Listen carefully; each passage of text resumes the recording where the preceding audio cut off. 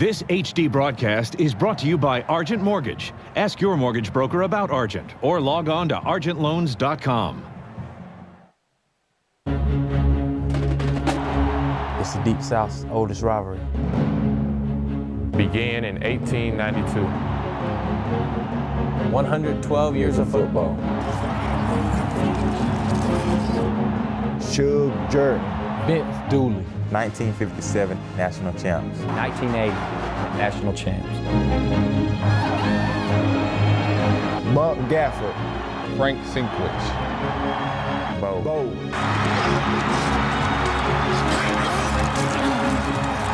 Herschel.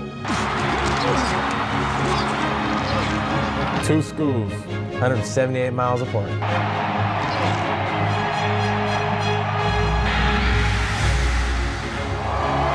Two teams. Linked with history And heritage. My name is Danny Ware. Cadillac. David Pollock. Jason. David Green. Ronnie. Thomas Davis. Junior. Craig Gibson. It's Georgia. And Auburn. For the 108th time.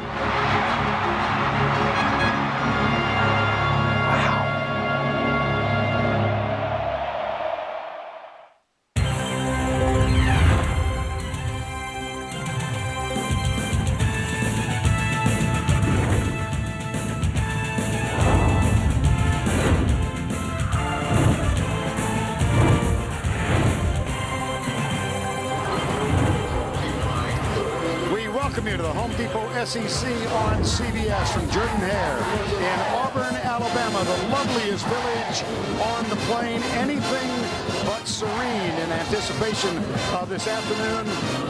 The eagle named Tiger is soaring, hoping to lead the Auburn Tigers on their traditional walk with hopes of an SEC championship, indeed a potential national crown at stake beginning this afternoon. Here's the reason for the attention. The once-beaten Georgia Bulldogs come to town to take on the undefeated Tigers of Auburn.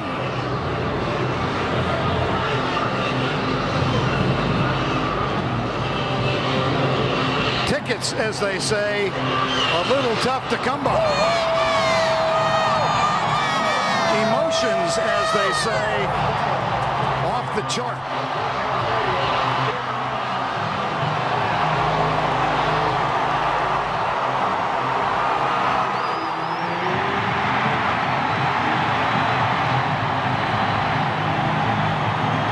The smoke with wishes high. Here come the Tigers of Auburn.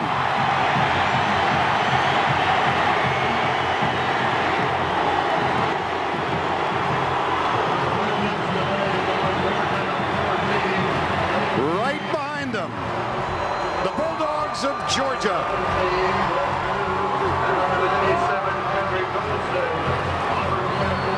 Let me echo the expression of David Pollock. Wow. Good afternoon, everybody. I'm Vern Lundquist, along with Todd Blackledge and Tracy Wolfson. If you relish the history of this sport and this series, consider this. Many are saying here, this is the most significant game to be played in this stadium in more than a generation. Here's why. Georgia, once beaten, only the blemish of a loss at home to Tennessee. If they can get some help, everything they hope to attain in preseason is still available, but only if they win this game. The Auburn Tigers, undefeated, are in the midst of a magical run. This yet could become a season for the ages. Everything is possible. An SEC crown, a potential national championship, but only if they win this game. Here's the context. Both teams, neither team can afford to lose, and one will. Todd, we've got a few things to discuss. What do you want to pick to highlight? Well, what you have here today, you have two defensive football teams that are very physical, very stingy, both tough to score on or move the football. That's why I think the game comes down to a pair of senior quarterbacks. Auburn's Jason Campbell, Georgia's David Green. Both of them have been big-time winners throughout their career. both playing their best football in this, their final season on campus. The reason it comes down to them, as you take a look at their numbers, is because you can't run the football real well against these teams. Whoever makes the big plays, passing the football, plays over 20 yards, that team's going to have the best chance to win the game. Both quarterbacks, the key today. Well, let's take the temperature on the sideline. Go down to the third member of our crew. Here's Tracy Wolfson. Thanks, Vern. Both coaches are well aware of what's at stake today. As you mentioned, Auburn still has a lot ahead of them, but Tommy Tuberville knows that means nothing if they can't come away with a win. He told us yesterday that we can't hold anything back from this game. We must put all our eggs in one basket this week and focus solely on this one. As for Georgia, Mark Richt said this game will be defined and it will tell us how we will be remembered. He said it is hard to say what will happen, but if things work out, we could be remembered as one of the best. Vern? All right, Tracy. 87,000 plus on hand. A terrific afternoon, 63 degrees. The forecast for continued cloudy skies, but no rain. These two teams met for the first time in 1892 in neutral Atlanta. The 108th meeting. Auburn leads the series. Last year in Athens, Georgia dominated in winning 26-7.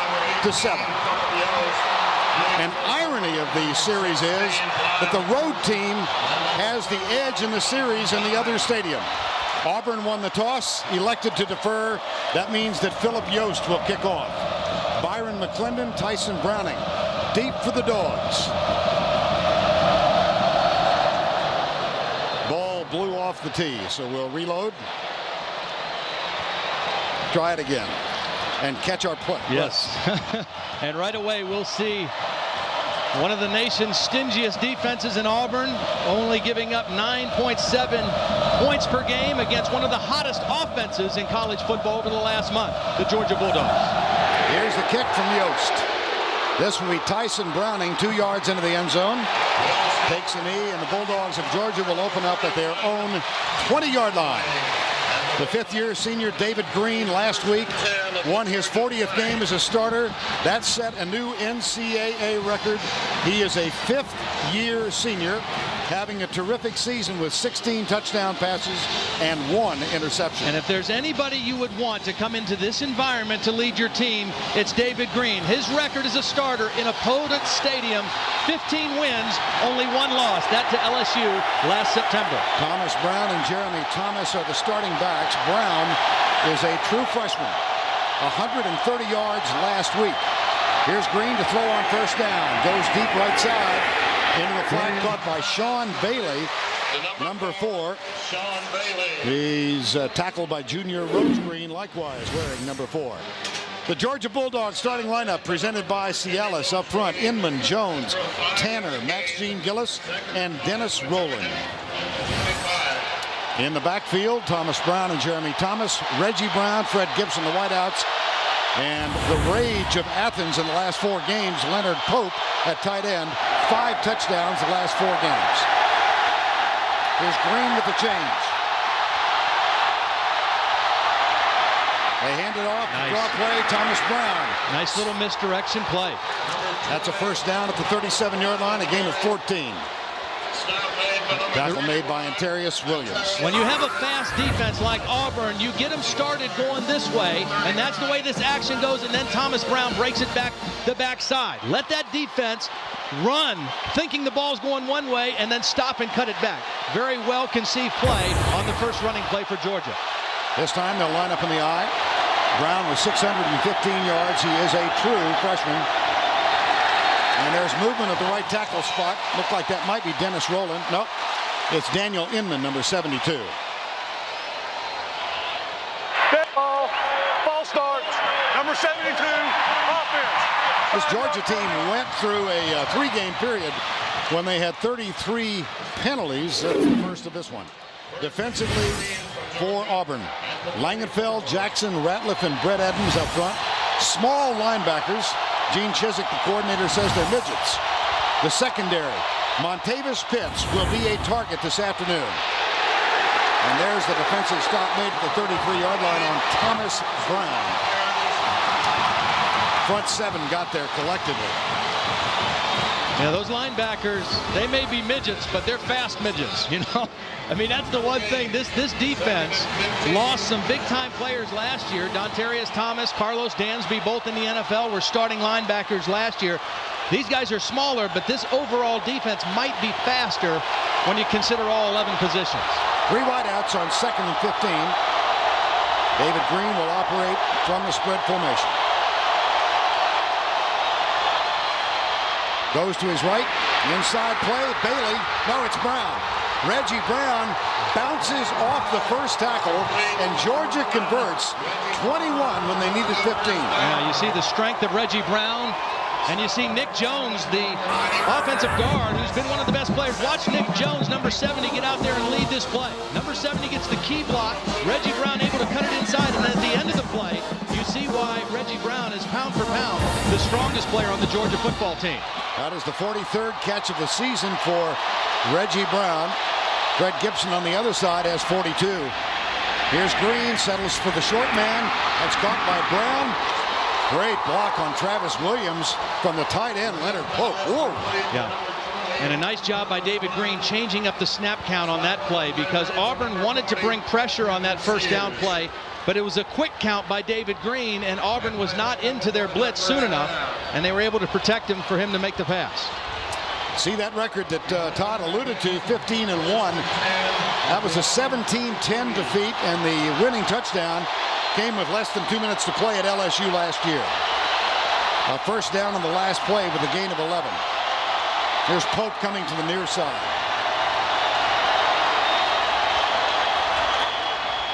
Handoff Brown coming left. Good block by Reggie Brown. Thomas Brown, and Carlos Rogers makes the tackle. There's a flag. Number 14, Carlos Rogers. Reggie Brown a little slow getting up. He was one of the leading blockers down there. Excellent blocker downfield. I mean, Fred Gibson has improved as a blocker, but Reggie Brown is one of the best blocking wide receivers that I've seen in college football this year. Red picked up 6 yards. Pick up the hanky. Thomas Brown, 5'8", 185. Reggie Brown will leave. Fred Gibson. Brian McClendon and Sean Bailey are the wideouts now. Comes the corner blitz. Carlos Rogers, the tight end. Pope inside the 20. Good quick read by David Green. And you know, part of the reason that he has that record in visiting stadiums is because he is so calm under pressure. Now, he knows the pressure's coming here.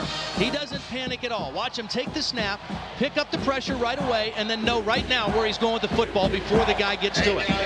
Pope, 6'7", a big target in the middle of the field, has really come on the last 5 games. And David Green found him there to beat the blitz. Perfect start for David Green. He's 4 of 4. That also extends his streak of passes without an interception to 210 since he was last picked off. Here's the play fake at which he excels. Dances to his left. He'll run. That's not his strong point. No, but it was a good decision. I mean, his mind is his strong point to go with that left arm, but that was a one-man route. Sean Bailey was the only receiver out, and Auburn had him covered. So David Green had nowhere to go with the football, and he chose to run and pick up a couple yards. Remember last year when they had the inexperienced offensive line at Georgia, and David Green had 11 interceptions for the season to go with 13 touchdowns. He was also sacked 47 times last year. That number has been reduced to 13 for the team, 11 for him. Second down.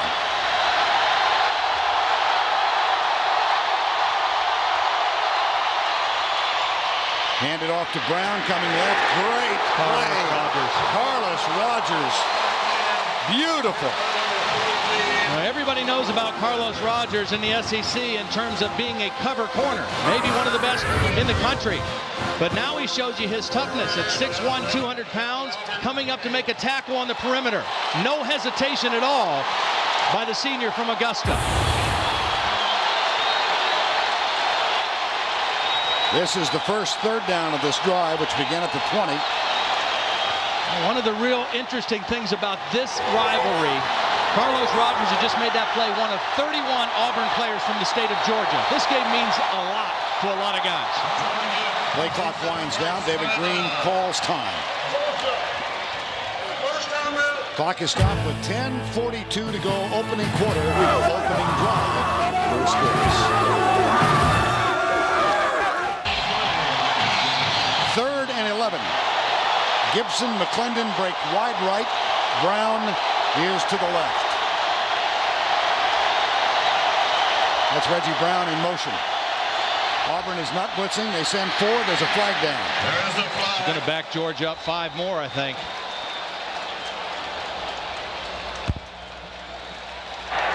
Dead ball. Ball starts. Number 81. Well, this might change the play call as well. 3rd and 11. Down. Now 3rd and 16. You got to call a little deeper routes if you want to try to convert here.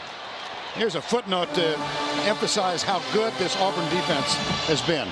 On plays of 3rd and 11 or more this year, they have given up first downs on 3 of 36. They're pretty good when it's 3rd and long. And they've got 2 very young, very aggressive and quick defensive ends that are in the ball game to rush the passer right now. Draw play. Brown sprints up the middle. Hit and driven down by Travis Williams, the middle linebacker, and Karibi Dede, number 21. That'll bring on the field goal unit. I like the call by Mark Richt because you want to score first. You don't want to take a chance of getting sacked and being out of field goal range for Andy Bailey. And even though they didn't convert, if they get 3 points here, this was a huge drive for Georgia because it sent a message to all these fans and to this Auburn football team. The Bulldogs have come to play today. Andy Bailey, 13 of 18, as you see. This is from 36 yards. Snap a little high, kick a little low. Little low.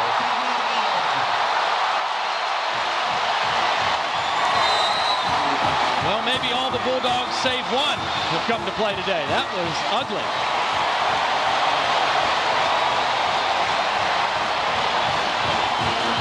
Ryan Jordan snapped it. It was a little high. The kick, as we said, looked like a chip shot. Every little thing counts. Little high, but he got it down. But that kick, man. Wow. It was ugly. Andy Bailey missed from 36. I don't know if he's thinking about it, but I'm sure some Georgia fans are. He missed from 29 in that 5-point defeat to Tennessee at home earlier this season, the only defeat for Georgia this year. Jason Campbell, play fake, flips it out left side. This is Ronnie Brown. There goes Ronnie Brown. What a way to start for Auburn. Yes, sir.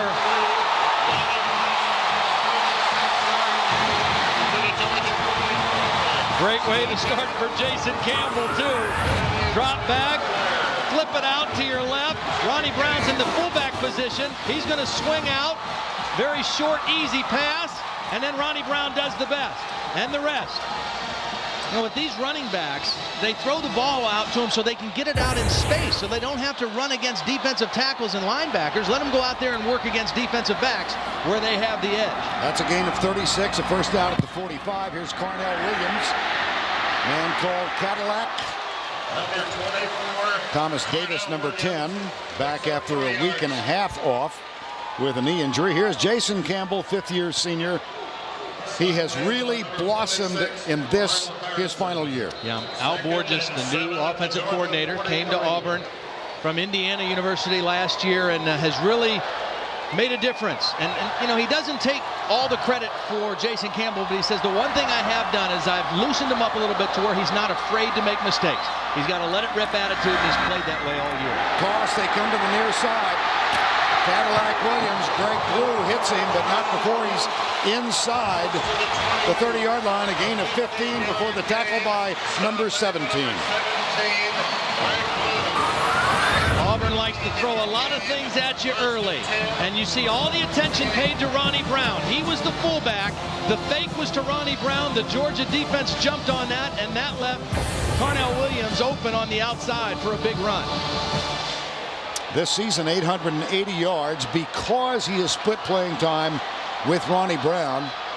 Not that high, prominently mentioned for Heisman Trophy awards, anything like that, but what a quality season they have. And here's Cadillac Williams following the lead of Ronnie Brown. That's back to the 25-yard line. Let's check this Auburn offense.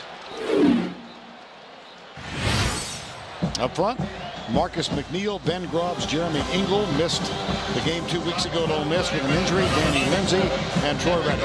Carnell Williams, they list Jake Slaughter, but he's not really a starter.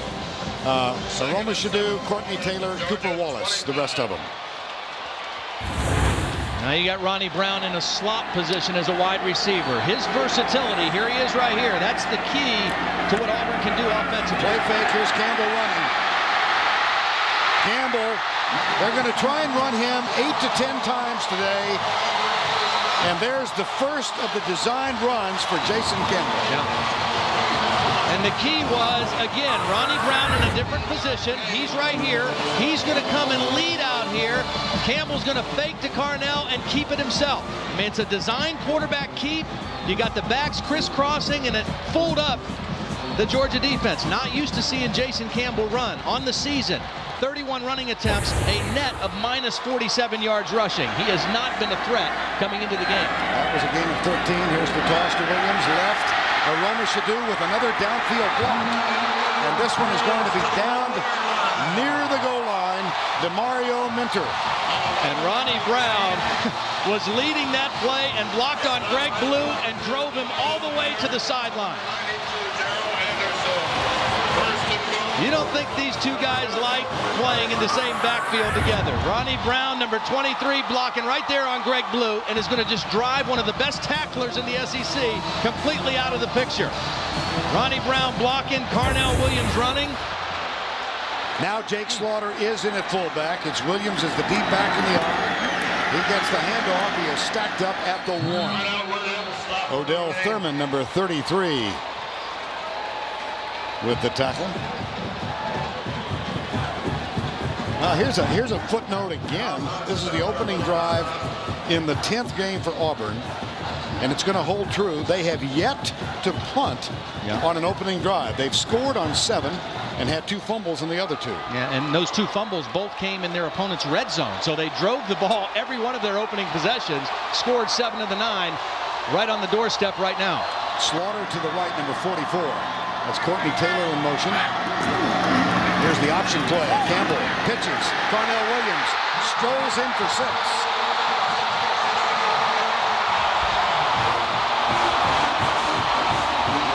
For the 8th time in 10 games, Tommy Tuberville finds reason to applaud his team. They've opened their possession with a score. And a couple new looks from this Auburn offense. They've had the week off, extra time to prepare for Georgia's defense, and they threw a couple new wrinkles at them in that first possession. John Vaughn for the extra point. He had a miss earlier this season against Arkansas that ended a streak, a team streak of 206 consecutive. He gets this one. Cadillac Williams gets the touchdown. The Auburn Tigers take the lead. Nifty decision by Jason Campbell. 7-0.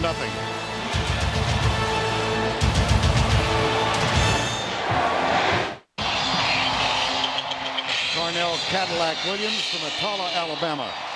That last touchdown, his 43rd career TD. Ties an Auburn record held by one of their 2 Heisman fellas, Bo Jackson. Well, just a great blend of plays in that opening drive and 2 runs by Jason Campbell that really fooled the Georgia defense. I mean, Tommy Tuberville told us yesterday, we're going to run him. We haven't run him yet. We don't think they'll be ready for it, and they weren't. For the second time, Philip Yost will kick off. Tyson Browning, McClendon are the deep men. And this will be Browning at the goal line. He'll bring it out from the yard end. Tackle just short of the 20-yard line. Go back and take a look at the touchdown on the option. It starts with a double team right here on David Pollock. Now Arnold Harrison is going to have the quarterback, but nobody is going to be there for the pitch man, Carnell Williams. You see Harrison defends the quarterback, but Minter and Blue were both blocked on the perimeter. Nobody able to get out on Carnell Williams. They weren't expecting the option, and the option burned him for the touchdown. Williams with 33 yards on 6 carries. First down and 10. David Green from the spread.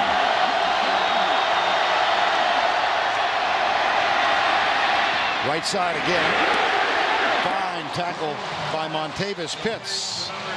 Let's go back to the studio for a Pontiac game-changing performance. Here's Tim Brando.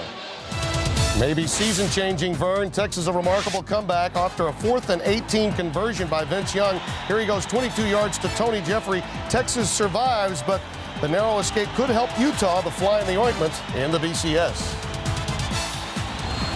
What are we, week 20? That fly hasn't grown and hasn't changed, has it? Fly's been Utah since September 1st. The fly likes to drink ointment. David Green, perfect 5 of 5. Diving try by Sean Bailey, and he makes the catch near the 30-yard line. One of the things for David Green right now that's apparent is he's been hot the last 4 weeks. They've run the ball well. They found a new weapon in the tight end, and David Green is very much a rhythm passer. They do a lot of stuff off play action, and he likes to fake, set up quick, and throw the ball on time, on rhythm. If Auburn wants to disrupt that, they're going to have to find ways to bring some pressure on him, because if they just let him have time to throw it when he wants, he'll continue to put up good numbers in this ball game. Under 5 to play, opening quarter. Second possession now for the Bulldogs of Georgia. They go from the eye. There's the handoff up the middle. Number 20, Thomas Brown at center. Thomas Brown, the young man out of Watkinsville, or rather Tucker, Georgia, near the Atlanta area. After a 4-yard gain. It'll be 2nd down and 6. I talked to Mike Bobo, the quarterback coach for Georgia, on the field before the game, and talking to him about Danny Ware. They said we're going to see during warm-ups. We haven't seen him yet. They said, you know what, Thomas Brown, he's a strong kid. Next to Reggie Brown, pound for pound, he's the strongest guy on this team, and he's a freshman, so he doesn't know he's supposed to get tired in a game like this. Here's Green under trouble. They got him.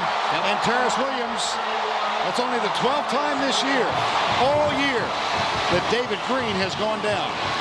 But he goes down in the face of a leading sack team in the SEC. And credit safety Will Herring for disrupting this play, because this is a corner blitz, and Reggie Brown thinks he's going to be open, but Will Herring comes over and defends him, and David Green not able to go there with the football. See, he knows the corner blitz is coming, but Herring was there for coverage, and Green had nowhere to go with the football. 3rd and 10.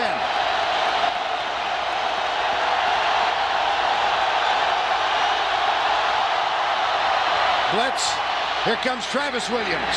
It's incomplete for Fred Gibson. And credit Travis Williams, the middle linebacker. Yeah, David Green kind of short-armed that one. He threw that one as he was backing up, and that's what you have to do to David Green. You've got to get him out of his rhythm. You can't allow him to just throw under rhythm. Here's Travis Williams. Watch him on the blitz. Unblocked. David Green backing up as he throws. Not able to step into that one and make the accurate throw. That brings on Gordon Ely Kelso for the first time. Brian Jordan will snap it back, and Carnell Williams back to return it. He awaits the punt at the 30-yard line. And always dangerous. I mean, Carnell Williams, one of the best open field runners in college football. If he gets his hands on it, he can make things happen. Here's Kelso's kick. Good downfield coverage, but Williams avoids the tackle of Brian Jordan, and here he goes. It's the punter who popped him.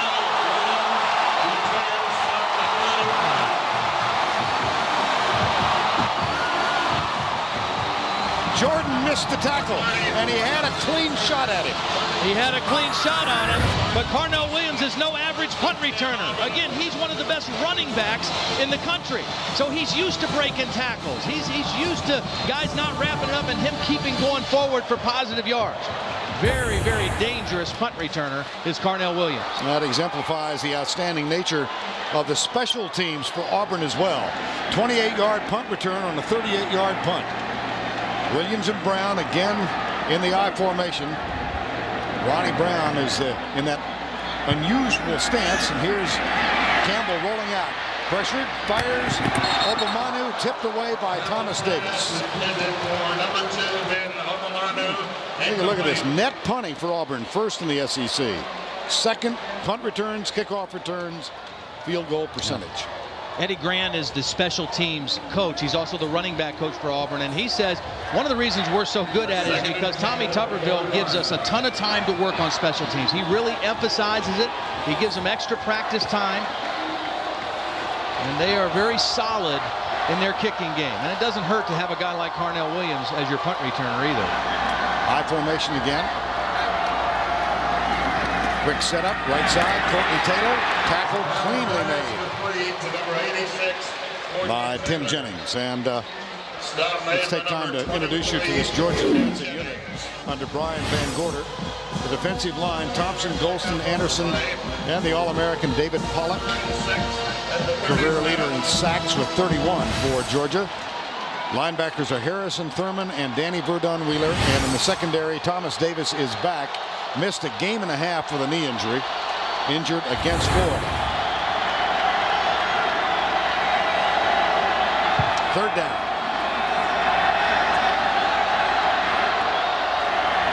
Campbell, here comes Pollock. He almost got there. Aroma Shadu can't hang on. And I don't know, David Pollock and Odell Thurman were very, very close to Campbell. So Odell Thurman hit Campbell on the first down play and knocked him down. They got pressure this time, and that was a huge third down stop. Odell Thurman blitzing a couple times. And again, now we see Jason Campbell not able to throw by setting his feet, backing up, trying to throw and avoid the pressure, and a little bit behind Aroma Shadu on the throw. That does bring on Cody Bliss. This is new, huh? A punt in the first half for him, and in the last 6 games.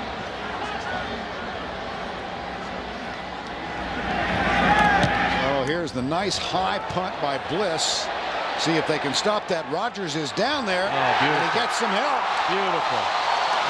Beautiful job by everybody involved. Cody Bliss with the high kick.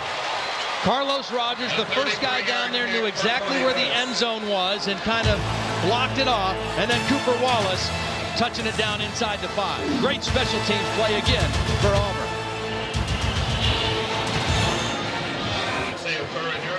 By design, Mark Richt substitutes at quarterback at least 1 series in each half. That is his intention. Little surprised he's doing so here. DJ Shockley replaces David Green. This is not an injury change. Right. This is by design, but it comes with the Bulldogs at their 4-yard line. Yeah, and the thing, though, is that DJ Shockley, it's not like he's a freshman quarterback and you're putting him in inside the 5. DJ Shockley's a junior. He's played in a lot of big ball games, intense moments for Georgia.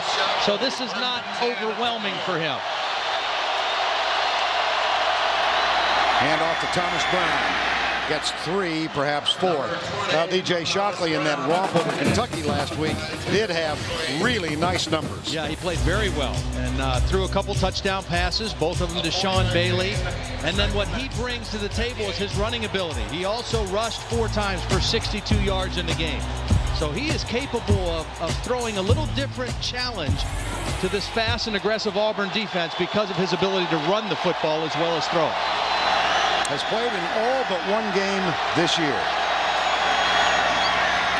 There's the handoff again. Brown tackled down near the ankles at the 10-yard line by Brett Edens, number 94. Brett Edens, whose father, Liston Edens, was the captain of this Auburn team back in the 70s. His full name is Jordan Brett Edens. His dad, Liston, played for Shug Jordan, the legendary coach, and Edens out with an injury. It's a big third down play for DJ Shockley right now because you've got bad field position. You want to try to convert here, but you don't want to do anything dangerous against this Auburn defense. Play fake. Shockley will throw. Lobs it out. He's got his tight end. Out to the 41. It was a beauty. It was a beautiful throw, but credit that offensive line with giving DJ Shockley outstanding protection. High formation, 1 wide receiver. They're going to fake the play action, and Pope is going to run the corner route on Donnie Young. Watch the protection unfold on this. Shockley, lots of time to find his tight end. Leonard Pope, and again, he has really opened up this Georgia offense because of his threat in the middle of the field. That's a gain of 29 on 3rd and 2 as Georgia takes a shot. 1st down and 10. Here comes the blitz. Shockley cuts inside to the 43-yard line. Josh Thompson, number 97, backup defensive tackle. Yeah, I think we're seeing a little bit more of what Gene Chizik, the defensive coordinator, hinted to us yesterday, that they needed to bring more blitz, more pressure on early downs. Primarily with David Green, but that time Will Herring, the safety, blitzed on first down, and Shockley stopped for a short gain. We've reached the end of one with our score, Auburn 7, Georgia nothing. We'll return to Jordan-Hare Stadium after this message and a word from your local station. Fasten your seatbelt. Max, Mr. Incredible.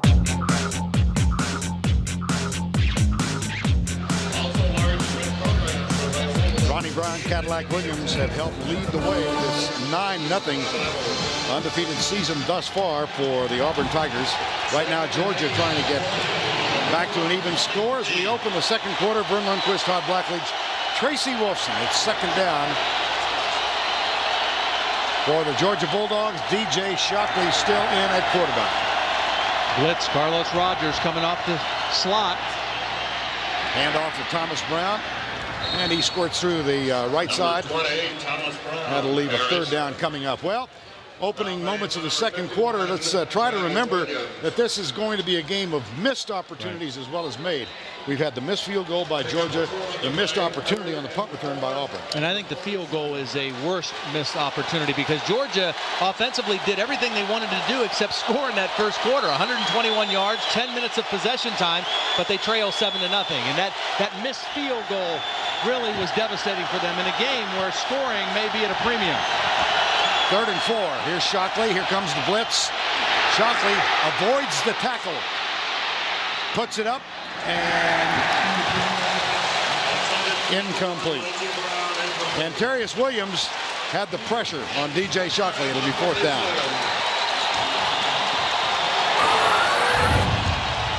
Well, DJ Shockley does have the ability to escape and make people miss. But Auburn very fast. That's Stanley McGlover, one of those young defensive ends, chasing him to the sideline and forcing the throw away. Ely Kelso on for the second time, and Carnell Williams, who had a 28-yard punt return last time out, is perched at the 10-yard line. But thanks to that big throw to Leonard Pope, DJ Shockley did reverse field position. He did flip it, and now with a good punt here, they should be able to pin Auburn back. Jordan snap. And a fair catch called by he bobbled it. Slipped off his knee right out of bounds at the 9-yard line. Excellent punt. Pinned Carnell on the sidelines. And now you make Auburn go on the long field against the Georgia defense. Last time he fielded the punt in the middle of the field, he broke a tackle and he ran for a long way. This time, had a hard time handling it. Back to Vern. Well, they're at San Jose State. Yeah. I don't know how much. Well, and I don't think they're a fly. I think they're a gnat. Now, Utah is a fly, one of those big fat flies. Right. Boise State, they're a good team, but they're a gnat. They're not at that same level as Utah is in threatening the BCS. Are you a picker of nits? A what? A picker of nits. A nitpicker. First down, just think about it. Time now for the Home Depot coach's decision. It's all yours, Lawrence. Well, it's really two-part. Number one, Tommy Tuberville hired Al Borges as his offensive coordinator. Then Al find a way to get Ronnie Brown and Carnell Williams on the field and use them effectively. And it's really Ronnie Brown's versatility, lining up as a fullback, blocking. He's got excellent hands. He's learned how to become a good blocker for Carnell Williams, and then, of course, he can run the football. Averages over 7 yards per carry, but it's his versatility and their ability to move him in a lot of different spots that has really opened up this Auburn offense. 2nd down and 7. Brown and Williams both in the backfield. Here's a fake draw play. They flip it out, and they use Ronnie Brown out of the passing game again. He may have the best hands of anybody on the team. He has outstanding hands. And so far now today, he's lined up as the tailback 1 time, the fullback 5 times, and there he is right there as a fullback, and 4 times as a wide receiver. You fake to Carnell, and then you flip it out to him quick, and it's just like a running play. See, he's got a guard out in front of him, and he's out there in space running against defensive backs. That's Al Borges, the offensive coordinator, has done It's one thing to put those two guys on the field at the same time. It's another way to figure out a way to make it productive and effective. Al Borges has done that. Now Carl Stewart is the man in motion as Cadillac Williams gets a rest. They slip it. Up close, Ronnie Brown. Al Borges, last 2 years at Indiana, but he came here with a heck of a reputation as an offensive coordinator, primarily achieved at UCLA, where he was part of a 20-game win streak. He's a fascinating guy. He said his first visit ever to Auburn came when he was coaching at UCLA. They were going to play Alabama in the season opener. Yep. He made a trip back to Auburn to talk to Noel Mazzone, Hugh Null. Well, how do you beat Alabama? They told him. Yeah. Well, he tried to. They're sitting there scratching their heads, saying, "If we want to learn about Alabama, who should we go to?" And they said, well, "Auburn will tell you anything you want to know. You want to learn how to beat Alabama." Here's the flip to the tight end, Cooper Wallace, number 8.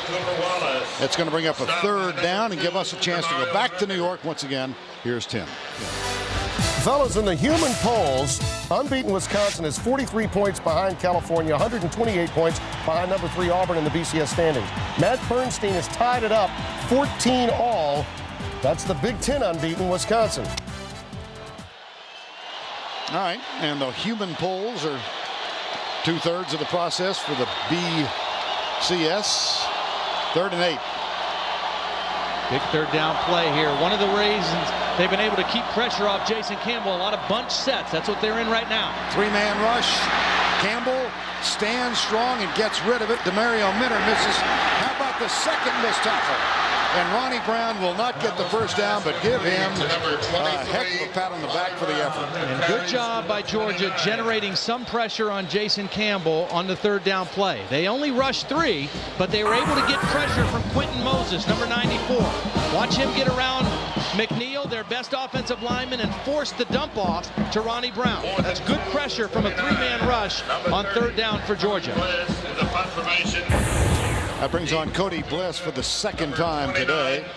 Thomas Flowers, who had a 74-yarder last week, and he eased up toward the end of it, was caught from behind and did not score. Here's Bliss. Oh, it's blocked. David Pollock, I believe, and if so, it's his 2nd block of the year. And I don't understand why Cody Bliss did this little takeoff and run thing. There is a flag. There's a flag down. I don't think it's going to change the outcome of the play. It might be at the end of the play. But Cody Bliss took off towards David Pollock's side before he kicked the ball, and he actually punted it right into David Pollock. Pollock had a punt block in the first game against Georgia Southern. Dead ball. Personal foul. It's the receiving team. It is a dead ball. They did not make the line to gain. We'll go 15 yards from the spot. First down. Yeah, it's still Georgia's ball. They just won't have as good a field position. But watch, Cody Bliss is going to take off and actually run closer to David Pollock. I don't know if that was by design or if he thought he was going to get pressure, but he actually moved from his original spot and made it easier for David Pollock to block that punt. And then here's the end of the play as Will Herring to the sideline. I guess they called a late hit. Boy. Pollock attempting to become a 3-time All-American and to join Herschel Walker on this for the Bulldogs. CBS Sports coverage of the Home Depot SEC will continue after this word from your local station. Join the original cast for a Dallas reunion special, CBS Tonight.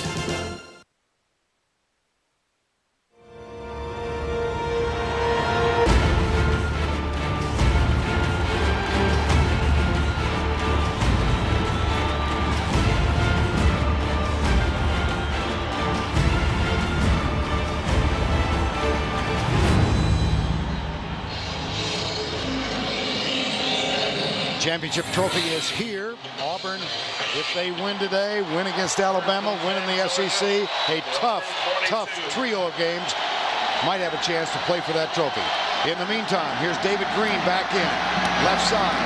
Man open, it's Reggie Brown. Carlos Rogers knocks him out of bounds. Let's go back and revisit the block punt, the first this year for the Auburn Tigers. Well, first of all, here's David Pollock right here. Now, this isn't that unusual for a punter to go this way, but watch Jay Ratliff, who's going to block David Pollock. He's just going to miss him. He's a defensive lineman, not an offensive lineman, not used to blocking a guy as quick off the ball or as relentless as David Pollock. And Pollock just ran by Jay Ratliff and got his hands on the football. I think it was designed for the punter to go that way, but they just didn't account for David Pollock very well. David Green, hand off to Thomas Brown. Tests the middle inside the 25 to the 24-yard line, where he runs into Travis Williams, number 51. And that blocked punt is the same effectiveness as a turnover because it flips field position, it gives Georgia momentum, it takes a little bit of the steam out of this Auburn crowd, but now very important for David Green and the Georgia offense to cash in with some form of scoring, some points on the scoreboard. Second down, 8.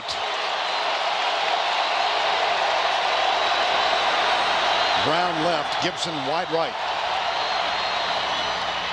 Play fake. They go deep for Brown. Carlos Rogers for the interception. That's only the second interception of David Green this year.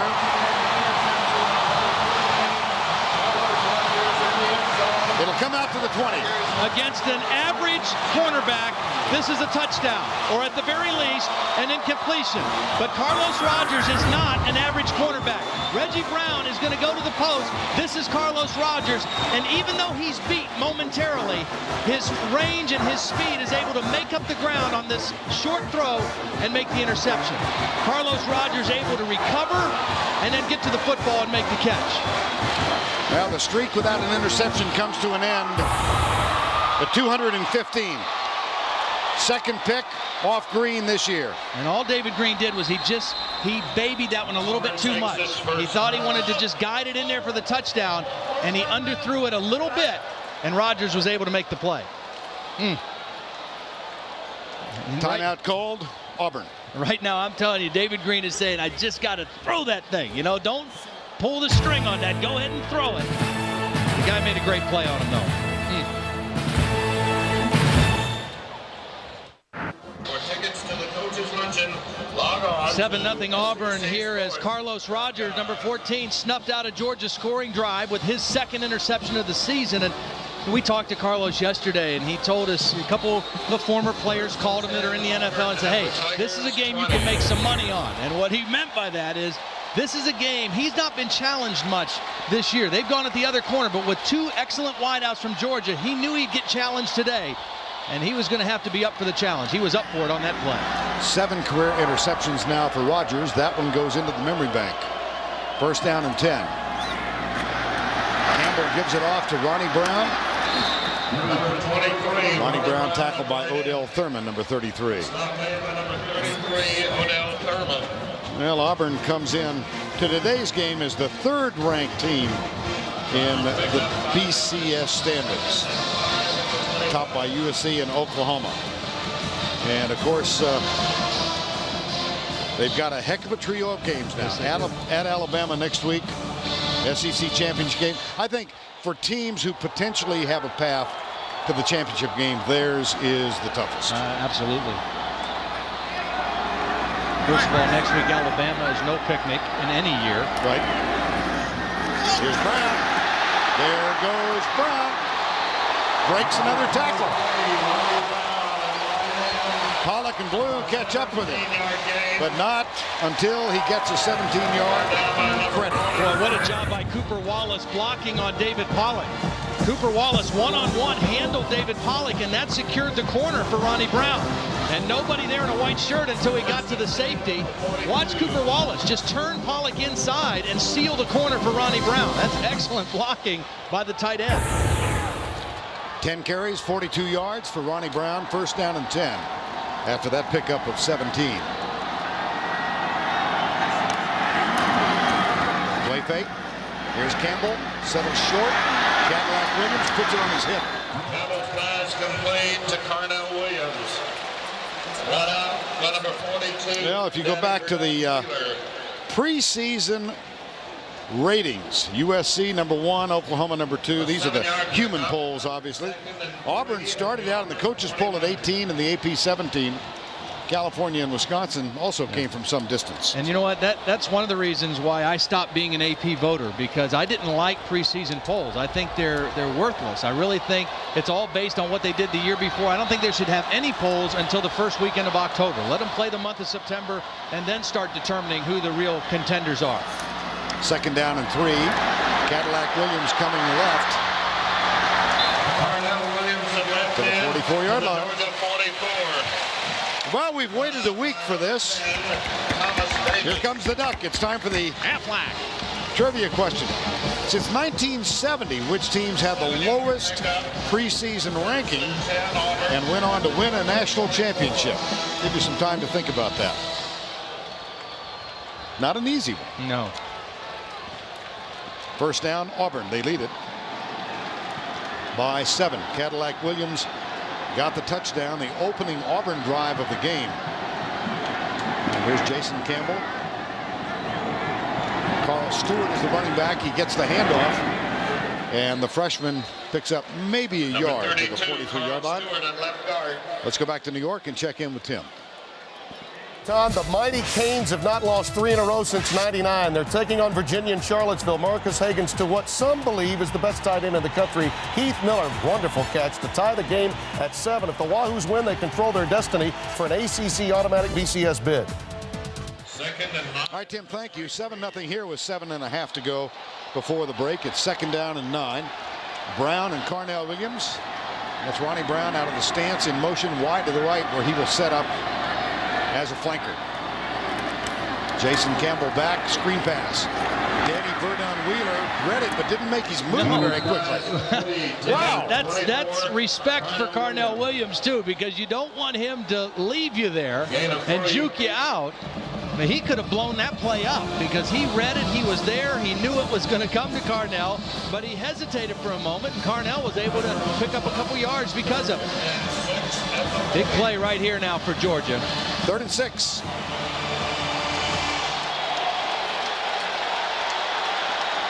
David Pollock not on the field right now for Georgia, their best pass rusher, getting a little breather on the Georgia sideline. Bulldogs with 3 men down. Thomas Davis is up on the line. He's coming. Campbell settles short for Ronnie Brown. They've got the 1st down at the 30-yard line. First down to number 23, Ronnie Brown. Campbell seems so cool. Yeah, he does. I mean, he's playing with great poise this year, very comfortable.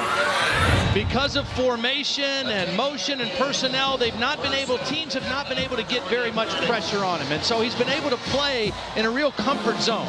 And then when you got guys like Carnell and Ronnie Brown to either hand it to or throw it to, it makes your job a lot easier as well. Jason Campbell now 8 of 10 for 74 yards. And a 1st down and 10 at the 30-yard line. Wallace, the tight end, comes to the left. Here's the toss. Ronnie Brown doesn't get much blocking help. Number 23, Ronnie Brown at left end.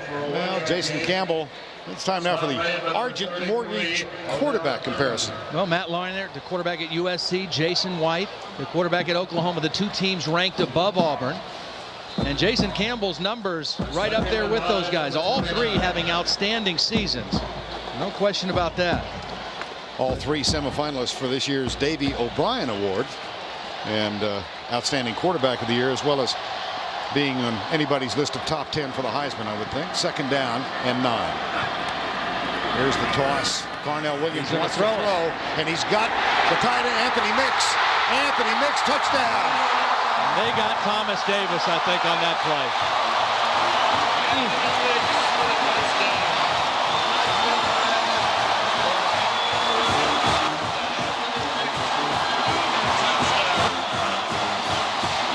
Sell it, sell it, sell it, yep. Throw it. We've seen a couple of occasions this year where the aggressiveness of Thomas Davis has proven costly. And he hasn't played for 6 quarters before today. He's been out with the ankle and knee injury that he had in the Florida game, and that time they picked on him. Vaughn with the extra point, up and good. 29-yard pass. Carnell. Cadillac Williams mixed it up.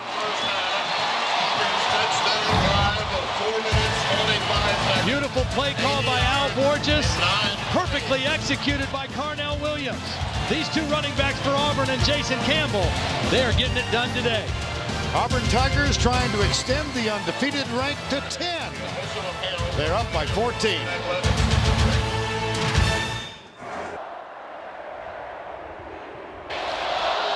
Carnell Williams thought about going to the NFL, decided to come back for his senior year, in large part because Tommy Tuberville was retained as the head coach. He and Ronnie Brown talked about it. He's just thrown the first touchdown pass of his career. And that completes an 80-yard drive in 9 plays. Anthony Mix on the receiving end.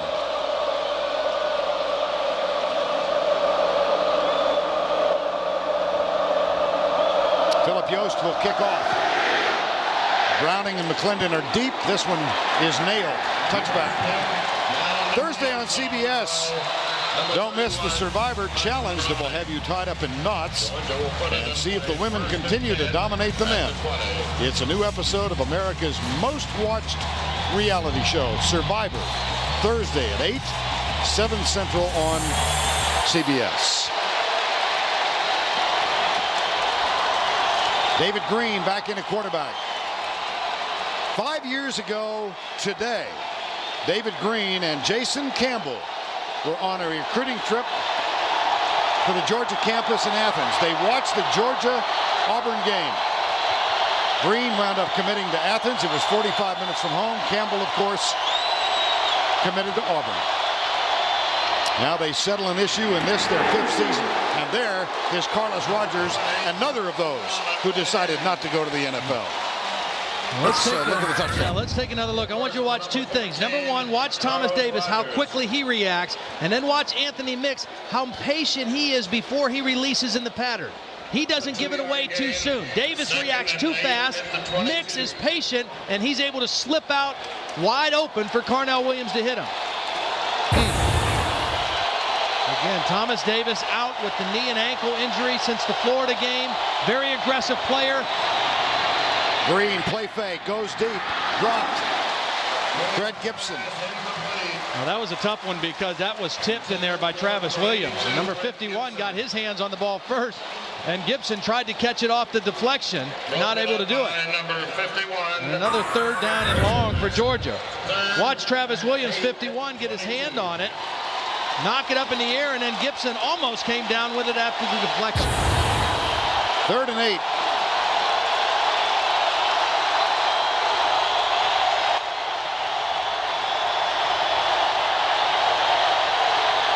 Pressure look. Out. Yep. They're showing pressure off the edge. Here comes the blitz. Green bobbled it.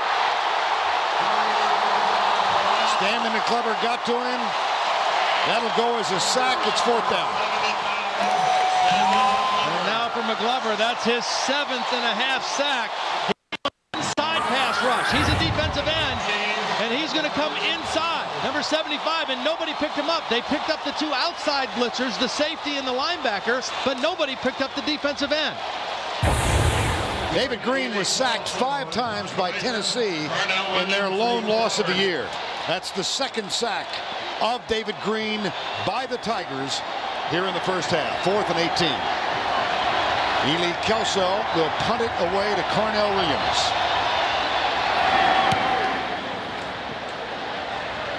Williams at the 43. Lot of room. Reggie Brown. Good coverage by Reggie Brown. Williams on a 3-yard return from the 43 to the 46. Gene Chizik, defensive coordinator here. They have improved their sack numbers every year. Well, I think the biggest thing that has helped them this year is they've got 2 older guys, seniors, that start at defensive end, Langenfeld and Edens. But then they've got the young guys that come in, McGlover and Quentin Groves, that are leading the team in sacks. That's Gene Chizik in the white shirt in the middle. Only 6 men, line of scrimmage. The flag on the last play and they'll re-kick. 4th down. Georgia only had 6 men on the line of scrimmage, and this is a good decision. Make him kick it again and try to let Carnell Williams run the ball back. Again, Gene Chizik was a defensive coordinator at Central Florida, actually took the place of Brian Van Gorder, who was the coordinator there. And he helped Al Borges prepare for this Georgia defense more than anybody because he's very familiar with Brian Van Gorder's defensive system. Ely Kelso backed up in the end zone. Williams has moved up near midfield. And the noise level has gone up as well.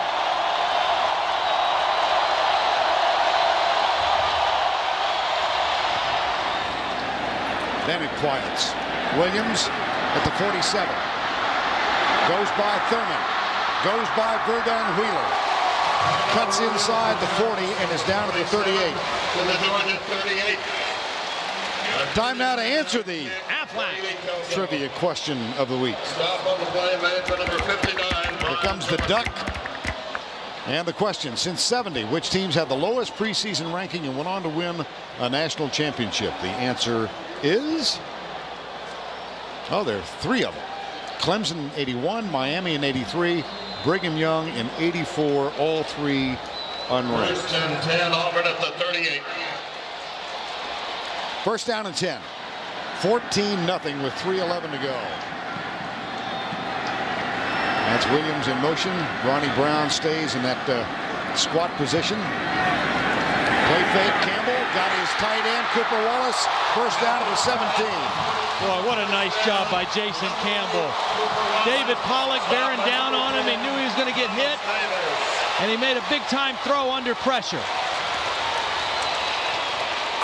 He spread the ball around. Cooper Wallace is just going to run the seam, but watch Jason Campbell know he's going to get hit from Pollock and just not flinch. Stay right in there and deliver the football to Wallace in between the linebacker and the safety, and another big conversion for Auburn. 2:45 to go before the break. Jake Slaughter's in. Here's the toss with Slaughter leading the way. Ronnie Brown is cut down by Odell Thurman up on top, and Thomas Davis down below. Stop made by number 10, Thomas Davis, and number 33, Odell Thurman. Well, Auburn, you remember last year, they were preseason picks by some as number 1, lost 2, then fell out of favor. So they were not highly regarded to begin this year. Here's some of the others who've come from way back. Oklahoma in 2000. Tommy Tuberville, November 20th last year, the infamous plane trip. Here's the reverse, left side.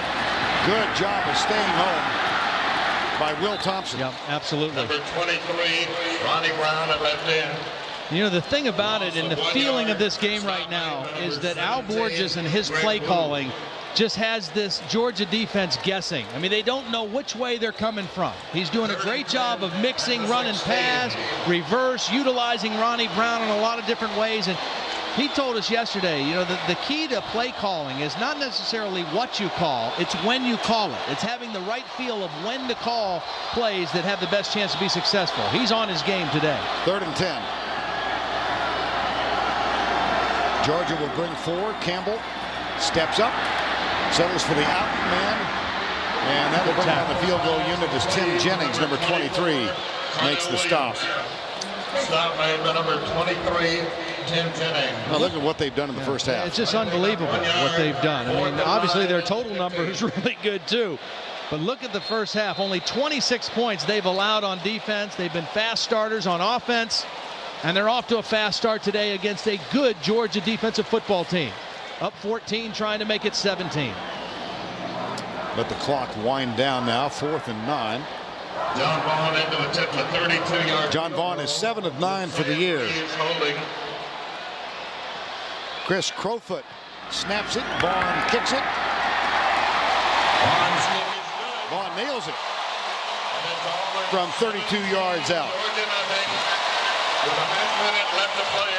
There's a smile from a man who played his college football for the Southern Arkansas University Mule Riders.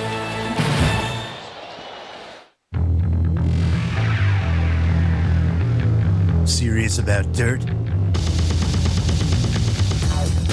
So are we.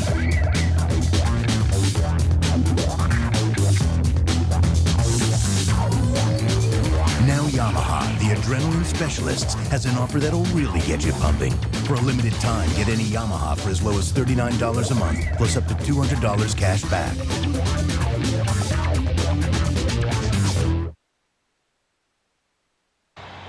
Now time for a series of SEC moments presented by Sonic as we take a look at the Deep South's oldest rivalry that began with an Auburn victory 112 years ago.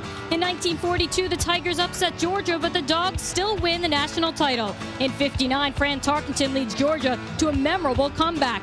The Dogs are undefeated in the Herschel Walker era, and Auburn won 3 of 4 behind Bo Jackson. In '96, Uga took a bite out of the Tigers in the SEC's first overtime game. And 2 years ago, David Green's 4th and 15 touchdown pass clinched Georgia's first ever appearance in the SEC title game. All right, Tracy, thank you. 17-0 here at Jordan-Hare Stadium. This 87,000 seat capacity stadium first opened in 1939 with 7,500 seats. They do love their football here, and they especially love it right now. Yes, sir.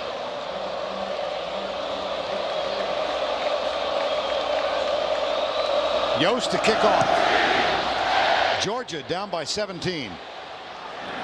Browning, this one short. Flag is down. Browning is down.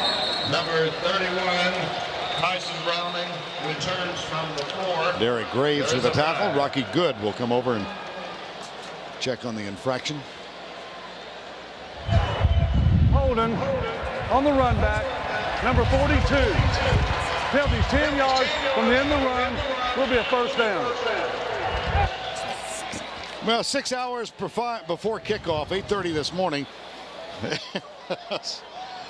Uga made his appearance wearing the uniform of Cadillac Williams. What is it about the dog? Fifth penalty on Georgia. And look at this. Georgia going to the victory formation, taking a knee. Let's make the point again. This is not an average Georgia football team. This is the 8th ranked team in the country. One loss coming in, totally handled in that first half by Auburn. 123 yards for Auburn in the second quarter, only 13 for Georgia, and therefore the 17-0 lead. 17, Georgia. Let's go to Tracy, who is with Mark Richt. Thanks, Vern. Coach, how do you slow down this Auburn team and put some points of your own on the board? Well, we got to do better offensively. We had some opportunities to put some points on the board and didn't do it. Defense has done good at times, but they're an outstanding offense and did a beautiful job on that little halfback pass. But we got to regroup right now and get after it. Thanks a lot, Coach. Good luck in the second half. Vern, back to you. Seniors are gathered on the 50-yard line. Thank you, Tracy. End of the first half with our score, 17-0 Auburn. Let's go to Tim Brando in our New York studios. Julie Goff.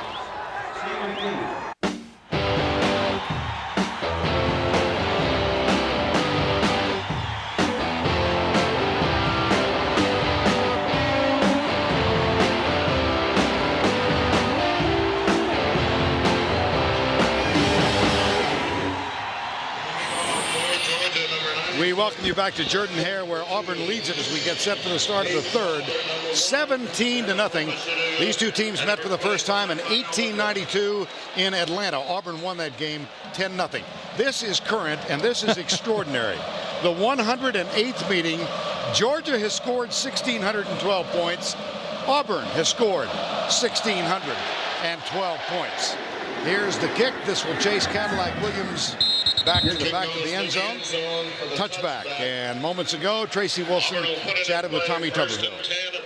Coach, what have you been doing that you've been able to keep this Georgia team so off balance? Well, we run a lot of different coverages and blitzes, trying not to show stuff until right at the end.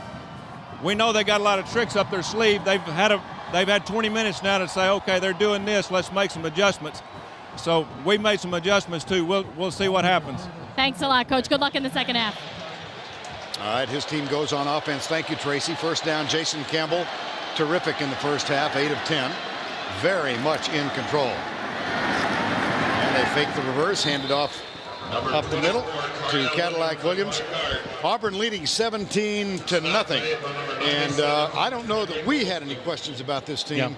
But, boy, they provided some answers to a lot of folks. Yeah, everywhere you look. I mean, coming into the game, the second stingiest defense in all of college football. Are they that legitimate? Yes, they are. They gave up some yards in the first quarter, but they kept Georgia off the scoreboard. Offensively, is Jason Campbell really that good? 9 of 12 in that first half. And then Al Borges calling plays. Ronnie Brown touched it 11 times. Carnell 11 times in the first half. Here's Campbell, fires it out for his tight end, Cooper Wallace.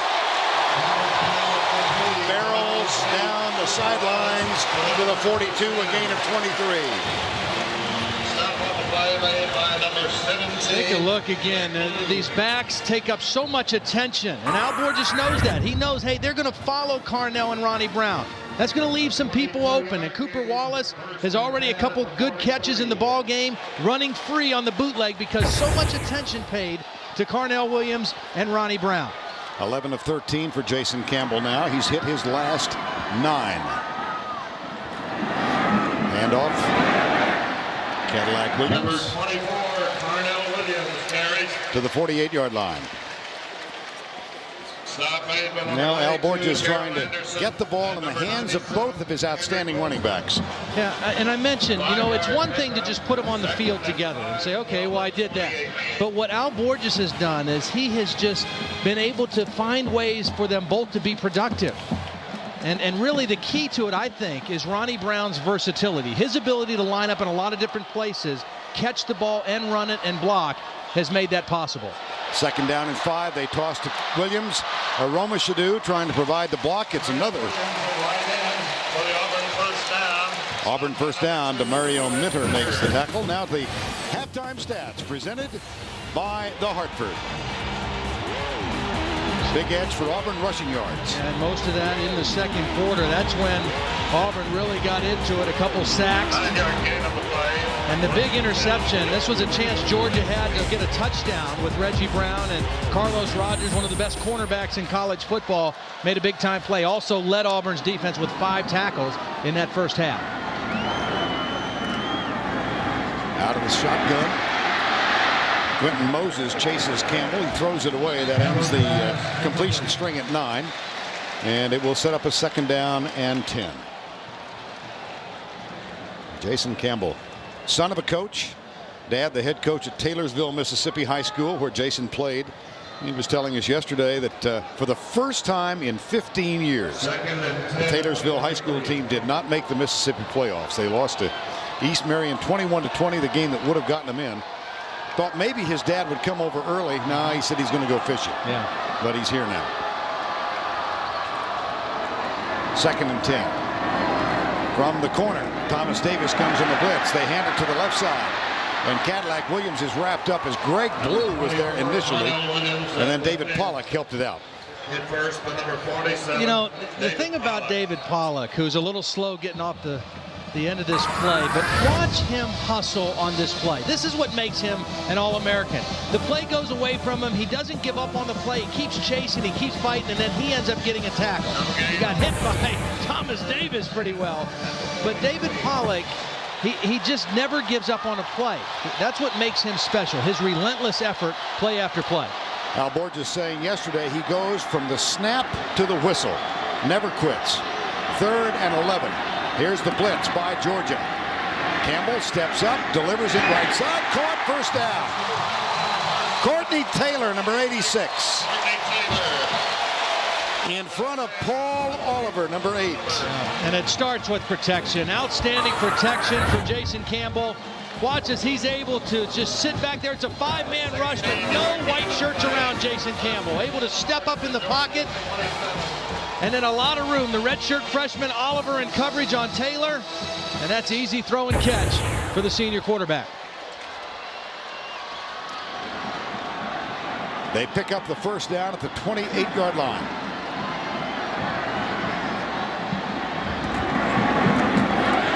Ronnie Brown. Boy, they're weapons. Boy, they are weapons. DeMario Minter. And the play before that, Ronnie Brown did a great job of protecting the quarterback, picking up the pass rush, helping out on David Pollack. We've seen him catch the ball. We've seen him run the ball.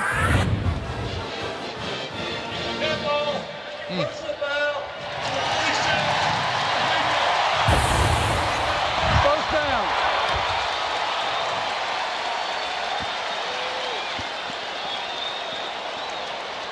I didn't hear what number it ended in. I think he said Pollock. Yeah, I thought it ended in a 7. That's either Greg Blue or David Pollock. Or Kedrick Golston. He's 97. You go. You're right. One of those that ended in a 7. I'm not sure which one.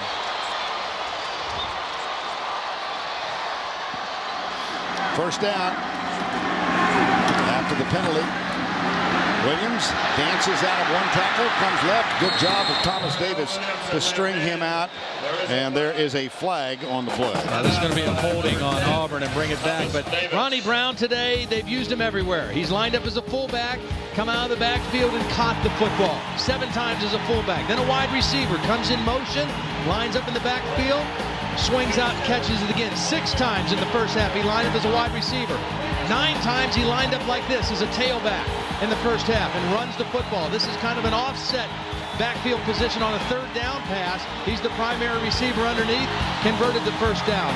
His versatility and Al Borges' imagination of using him in a lot of different ways, the secret to the Auburn offense this year. There was a holding call on Cole Bennett, backup tight end for Auburn. That is the first penalty against the Tigers, so it'll be 1st and goal at the 19. And the backs are split on either side of Jason Campbell. This is Brown who comes out, and it's essentially in the slot. There's the pump. They look deep for Aromashidu. It's intercepted. Wow. Nice Tim play. Jennings diving catch.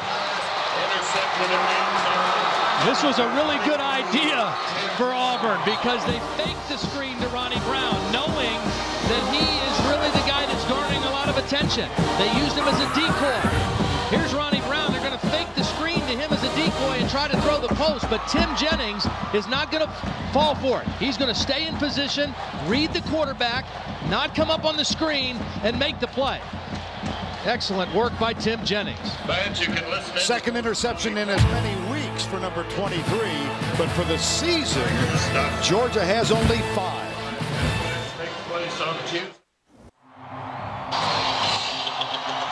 Last time the Tigers were 9-0 was 1994. They were on probation that year, ineligible for a bowl.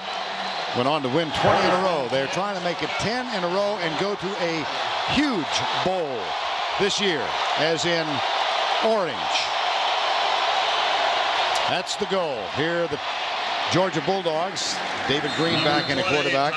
Let's go down to Tracy Wolfson. Trace. Thanks, Vern. Here on the Georgia sidelines alongside the water cooler, you'll find a woman in a baseball cap wearing Georgia gear, dispensing drinks to the players. She tries to remain anonymous, but the secret is out. It's the coach's wife, Catherine Richt. What does Mark Richt think about this? He said it's not often you get to kiss the water girl. Back to you guys.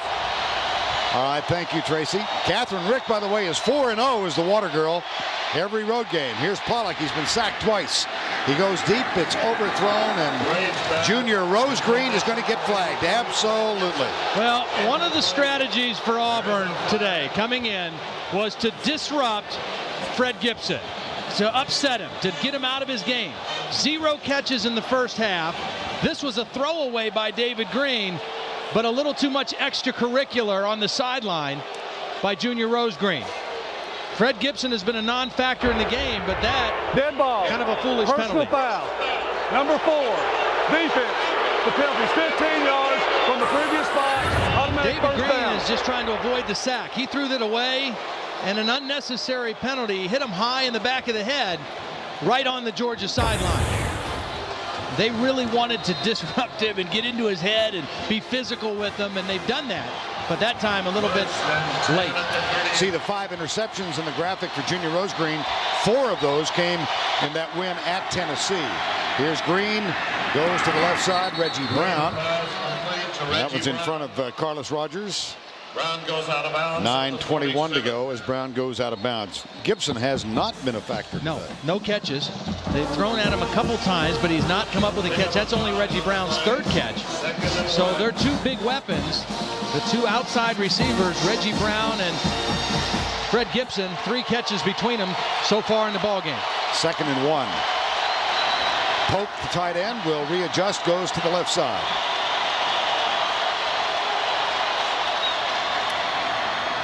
Thomas Brown, that ought to be good for the first down. Thomas Brown at left guard. Well, the only blemish on this season for the Georgia Bulldogs, a then shocking loss at home to Tennessee. They come in tied with Tennessee, but the tiebreaker is that loss. So if they are to get back to the SEC championship game, they need help.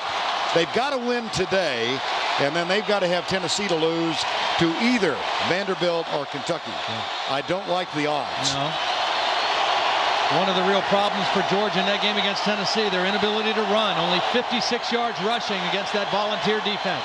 Having some trouble running against this Auburn defense today as well. There's 3rd and 1. They try to test to the left side, and Thomas Brown around the corner inside the 40. Will Herring makes the tackle. It's a gain of 17. This is one where you gang up around the line of scrimmage on short yardage, trying to stop the 1-yard run.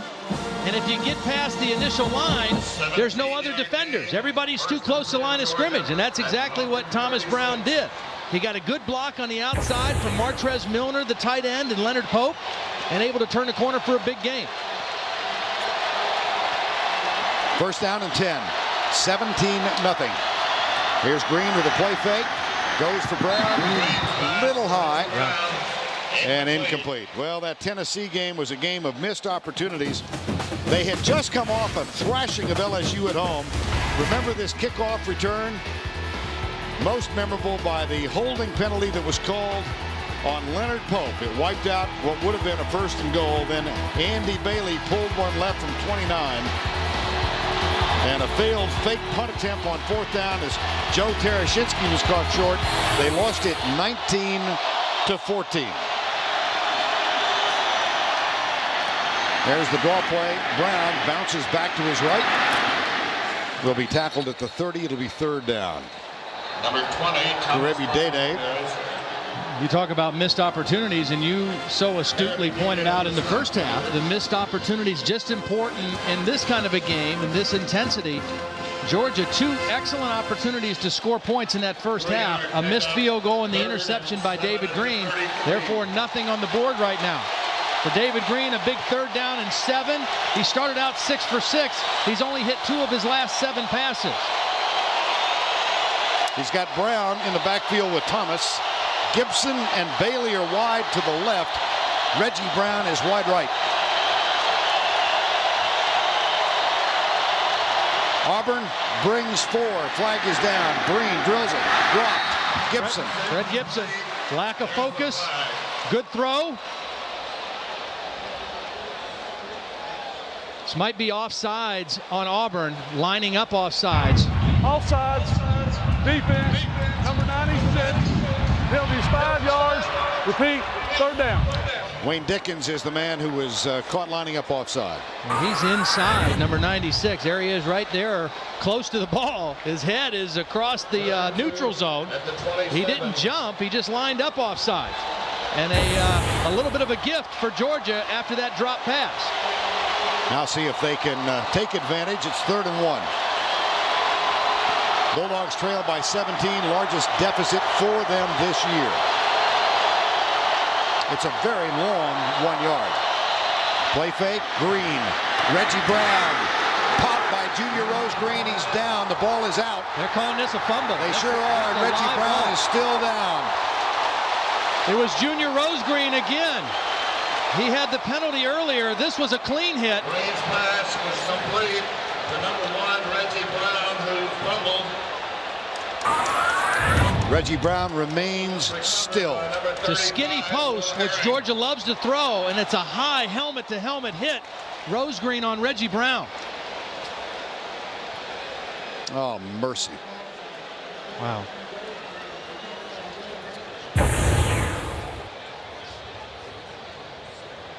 A sudden stillness envelops Jordan-Hare. Time called.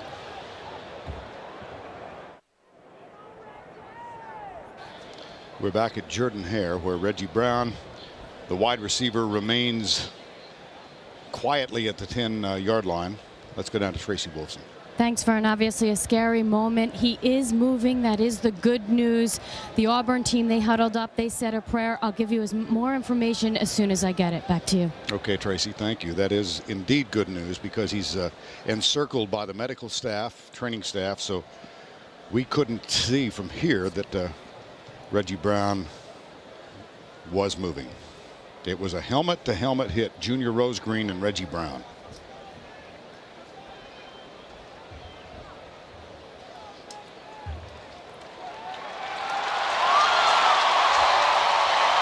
There's the collision. Well, they're taking the stretcher back off the field, and that's very good to see. That's even better news. Yeah. There he is sitting up, helmet off.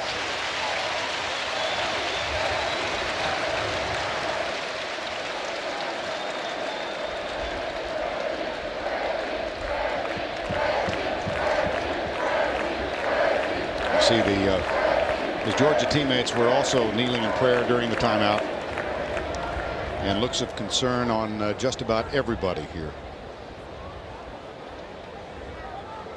Yeah, this is one of those moments where it doesn't matter what color sweatshirt or hat you're wearing. I mean, you are everybody involved in wishing the best for Reggie Brown right now.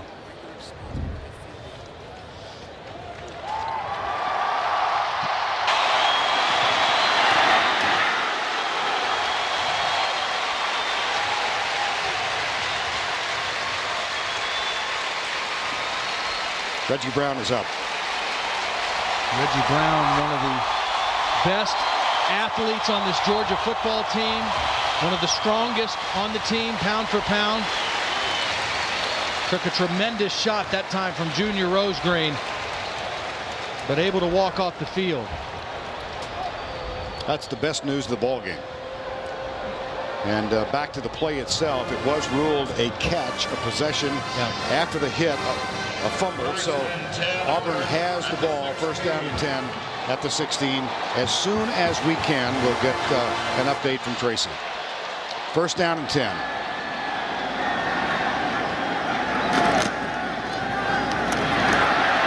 Cadillac Williams to the 21-yard line. Thomas Davis with the tackle. You know, and you hate to lump this in with the other situations, but that's got to be considered a bit of a missed opportunity for Georgia again, because they were in scoring territory. They were in position to maybe put some points on the board, breathe some life into their offense, and the turnover gives the ball back to Auburn. Reggie Brown on the sideline. Williams and Brown, you see the numbers, 13 and 8. Those are carries. And here's Jason Campbell, play fake. Little flip out to the left. Good block. And out to the 30-yard line, a first down for Ronnie Brown. See, the key thing about this is it's a pass, but it's really not. It's really a run. It's really a way to get a running back the football out in space with a lead blocker out there, in this case Ben Grubbs, number 69, and a receiver blocking also, and then let him run against defensive backs. And that's all that is. It's a running play that you flip out to him on the perimeter and let him do his thing. 110 rushing yards. I remember you telling us last night at the production meeting, you thought 125 yards on the ground would be a good total for either of these teams. Yeah, I really did. Here's Cadillac Williams. Added on to it right there by Carnell. And both of these defenses play good run defense, but the balance in this Auburn offense right now is putting the pressure on the Georgia defense. I mean, they've had them guessing since the opening offensive possession. Good play calling, good execution, and good versatility and use of both Carnell Williams and Ronnie Brown. And a gain of 14 on that play. It's first down and 10 at the 44. And again, the split backs. I beg your pardon, in the eye. Now they're essentially split. It's Williams who comes out wide to the left. They toss it to Brown. Number 23, Ronnie Brown. Well, we broke it down when both men rush for more than 50 yards. Auburn undefeated. When neither does, they're an immodest 2-5. And today, 74-40. But Ronnie Brown has been the go-to guy in the passing game today for Auburn. He's made a lot of big catches out of the backfield from a slot receiver position. 5 receptions for 69 more yards today for Ronnie Brown. And he's the deep back now with Jake Slaughter in the fullback position on second down. Campbell gives it off to Ronnie Brown. Quick opener, huge gain. Flag is down. I believe this one's coming back. I think they're going to get the center, Jeremy Engel, for a hold. Stop made by Thomas Davis. Stop the bleeding a little bit for the Georgia defense. 67 offense. Penalties, 10 yards from the previous spot. That is the center, Jeremy Engel. Down. And while they march off the penalty, let's go back to Tim Brando in New York. That other unbeaten out of the Big Ten, Wisconsin. Winning kick of the second half. They got an onside kick, did Michigan State. So John L. Smith pulling a rabbit out of his hat. And then J.U. Colquitt takes it in from a yard out. Remember, Michigan State had a big lead against Michigan and could not hold on. We'll see what happens. 17-0 here, Tim. And it's second down after the penalty. Georgia total yards 121 in the first quarter and less than 60 since then. And you see it's been the opposite for Auburn. Good screen situation right here for Auburn. There you have it. Ronnie Brown makes the catch. Stop by number 46, well, Arnold Harris. Bowl championship series, the top 5 teams this week: Oklahoma, Southern Cal, Auburn, California, and the Badgers of Wisconsin. A 4-yard gain. 3rd and 12 at the 41. 3rd and 13. Tommy Tuberville started out his coaching career at Hermitage High School in Arkansas. Became a volunteer for Larry Lacewell at Arkansas State. Talked his way onto Jimmy Johnson's staff at Miami. Then went to Ole Miss after a year at A&M and was in his prime here. There's a pass out to Carnell Williams, number 24. Well, I think we all remember November 20th a year ago. This team, Auburn team, lost its first 2 games last year, USC and Georgia Tech. Tommy Tuberville said yesterday that the president, Dr. William Walker, decided after that second game to run him out of town, as he said. It was on November 20th, an ill-fated plane ride on Bobby Louder, a trustee's plane. William Walker, the president, David Housel, the AD, 2 members of the trustees, went in the thick of the night to Louisville to talk to Bobby Petrino and to offer him the Auburn job. This was after the loss to Georgia a week ago. When word of that trip got out, here's the punt and the tackle. Tommy Tuberville said he had 15,000 emails and messages. He's kept a lot of them, hasn't read them all, but 99% of them expressed their disturbance at the plane ride, their belief that he ought to be retained as coach. He won.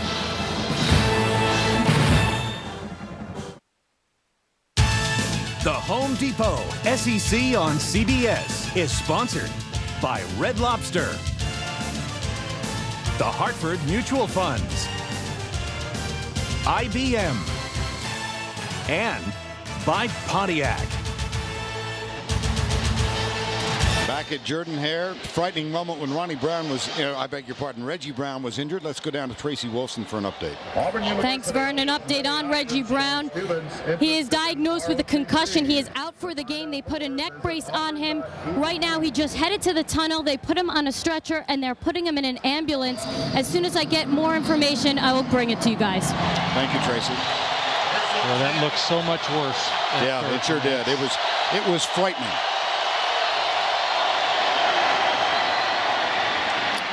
There's the handoff up the middle. Number 20. Thomas Brown, number 20. Will Herring makes the tackle. Missed field goal to open the game. And look at what happened to the Georgia Bulldogs since then. Yeah, not a lot of production. And then, this one here and this one here, they were actually in scoring territory and came away with nothing. And now the pressure falls more on Fred Gibson. He's not in the game right now, but no catches today with his running mate, Reggie Brown, out of the game. Gibson must step up if Georgia hopes to have a chance here. McClendon is in. Here's the handoff. Nope. Nothing doing. Junior Rosegreen on a safety blitz, timed it perfectly and blew the play up in the backfield. That was a run blitz all the way, anticipating the run for the first down. And Junior Rosegreen, one of the real leaders emotionally and physically on this Auburn defense. A play behind the line of scrimmage. Rosegreen's father, Ansel, was here from home near the Fort Lauderdale area. Saw his son play against Arkansas the first time. He's not here for this one. He's watching on television. But Junior's brother Warren is here. Ran into him at the athletic complex yesterday. Third down. Green fires it out short and behind the intended receiver, Jeremy Thomas. Fourth down. Number 41, Jeremy Thomas. 4th and 3 and 19. Well, this Georgia offense improved dramatically since they lost at home to Tennessee. But the quality of opposition, perhaps a little suspect. Yeah, well, there you have it right there, where those teams that were ranked defensively. A big part of that was the tight end Leonard Pope and his emergence in those last 4 weeks. And he was double covered on that third down play. Gordon Ely Kelso to punt on fourth down. Cadillac Williams at the 36. Brian Jordan snaps it back. Nice and high. This is a good one. Jordan is the lead man down. Cadillac Williams comes to his left, looks for blocking help. Gets it. Cuts back inside.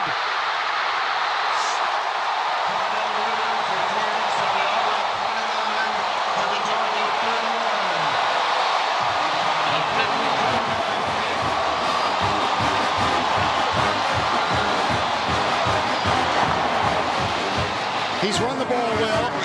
He's thrown for a touchdown, and he just returned this one 42 yards. And again, he's not your typical punt returner. He's a running back who's used to breaking tackles. And if you don't use good technique in trying to tackle this guy, you're not going to get him on the ground.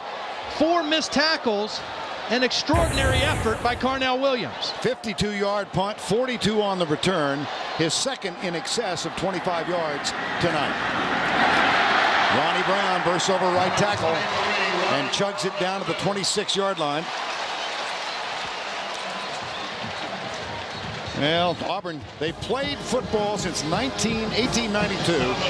They have been 9-0 5 times previously. In 94, they tied Georgia, lost to Alabama. 93 went 11-0, but they were ineligible probation. In 71, finished 9-2. They were the SEC and the national champs in the AP poll in 1957. And in 32, I don't remember this, they tied South Carolina. Handoff. That could be a first down. Well, next week, our little traveling entourage moves over to Tuscaloosa next Saturday, 3:30 Eastern Time for the Iron Bowl. Alabama under Mike Shula, bowl eligible this year. Big game at LSU tonight. Yeah. No matter what happens here, Alabama-Auburn will be a little fun to watch. But there is a very good chance right now that Auburn's going to roll into Tuscaloosa undefeated. Ronnie Brown. You know, that game, Alabama-Auburn, such a bitter, intense rivalry. Two schools in the same state. This is a great rivalry, too, the oldest rivalry in the South. But this game is different because 31 Auburn players are from the state of Georgia. And for a guy like Ronnie Brown, who's from Cartersville, Georgia, this game is more important to him than the Alabama game. For the fans, it's Alabama. For a good number of these Auburn players, it's the Georgia game that's the biggest. And that's the end of the third quarter. Auburn. We have reached the end of 3 at Jordan-Hare in the loveliest village on the plain. A little encouragement for David Pollock. The Bulldogs need a resurgence. We'll return right after these messages and this word from your local station.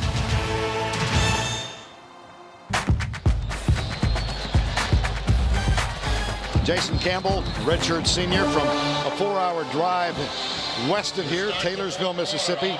15 of 19 in this ball game for 156 yards. He's had a little help from guys named Brown and Williams. Yeah. But he's managed things so beautifully for this offense all season long. Here's Campbell's run. Tommy Tuberville telling us yesterday he hoped to run him 8 times. That's the second of significance as we begin the fourth quarter. Vern Lundquist, Todd Blackledge, along with Tracy Wolfson. I'm old enough to remember James Brooks and Joe Cribbs, 2 great running backs at Auburn. Brown and Williams in that category. I think so, and they're so versatile. I mean, you know, Auburn didn't throw the football that much back when those guys played. Very versatile offense this year with Jason Campbell, and these 2 guys have combined running it for over 125 yards together, catching it real well. Of course, Carnell Williams, a couple big punt returns. He's thrown a touchdown pass. These 2 guys, so dangerous in so many ways. 3rd and 5. There's Brown. There's a touchdown. There's another one. On cue, Reggie. Ronnie.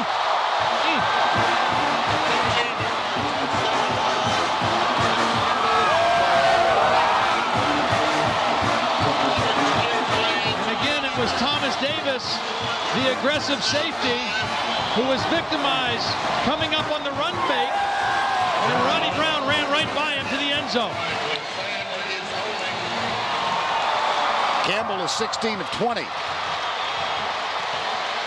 John Vaughn with the extra point.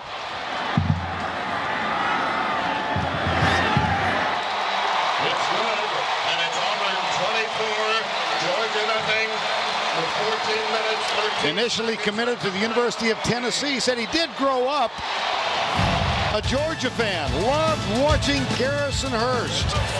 He ultimately opted for Auburn, and he came back for this kind of season. Time called. Tuberville's team leads by 24.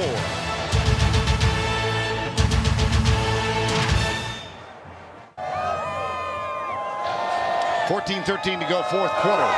Auburn leading 24-0, trying to go 10-0. I think, as they say, the guys are feeling it. Yeah, I think so. Again, Roddy Brown, one of the Georgia kids on this team. This game's so important to him. They've lost the last 2 years in a row to Georgia. There was a penalty on the extra point, a personal foul, so this one goes into the stands. Let's take another look at this Campbell to Brown touchdown toss. Now here's Ronnie Brown, and here's Thomas Davis. Now watch as Brown comes out. Davis is going to come up. Brown is going to go right by him for the end zone. Again, the aggressiveness of Thomas Davis. He gets out of position. Brown runs by him with a little bit of a hesitation, and then a beautiful throw by Jason Campbell right over the outside shoulder. And again, the soft hands of Reggie Brown. Reggie Brown, or Ronnie Brown, the leading receiver for Auburn in the game. 7 catches, 88 yards and a touchdown. Carnell Williams, the leading rusher in the game. 15 carries, 80 yards. Those 2 guys, dynamic football players. DJ Shockley on in relief of David Green. First appearance in this half. Here's Shockley with a play fake. Goes right. Max Gene Gillets provides the block. And I'm not sure where that was intended, but it wound up in the breadbasket of Mayo Sorrell. Which NFL game is in your area? And Keeney Jeff Sluman tied with Steve Flesh and Justin Leonard as they go into the final round. The host is on the board too there in 3rd place. 2nd down. Shockley out of the gun.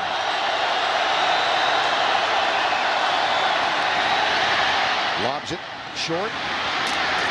Brown gang tackled at the 25-yard line. You know, one thing I think that's important to say, and the point to make about this Auburn football team, and all championship level teams, I think this is the case, they get better as the season goes along. When we watched LSU down the stretch last year, they were better in November than they were in September. And I think that's the same way with this Auburn team. They beat LSU early in the year, but it was not a real convincing win. A 1-point win. There was some controversy in the game. They went to Tennessee and won a big game, but the turnover is a big story of that. Look at that. 1963. Last time Auburn shut out Georgia. Vince Dooley, the retired athletic director, was an assistant coach. Here's Shockley, and he's hauled down from behind by Quentin Groves. number 54, but he did pick up 12 and got a first down. Quinn Groves on the stop. Well, DJ Shockley hoping to give a little bit of a spark to this Georgia offense, and he can do this. He can run. I mean, they had good pressure in the backfield, but his speed and quickness able to get him outside and turn it into a first down. 1st and 10, under 13 to go. 24-0.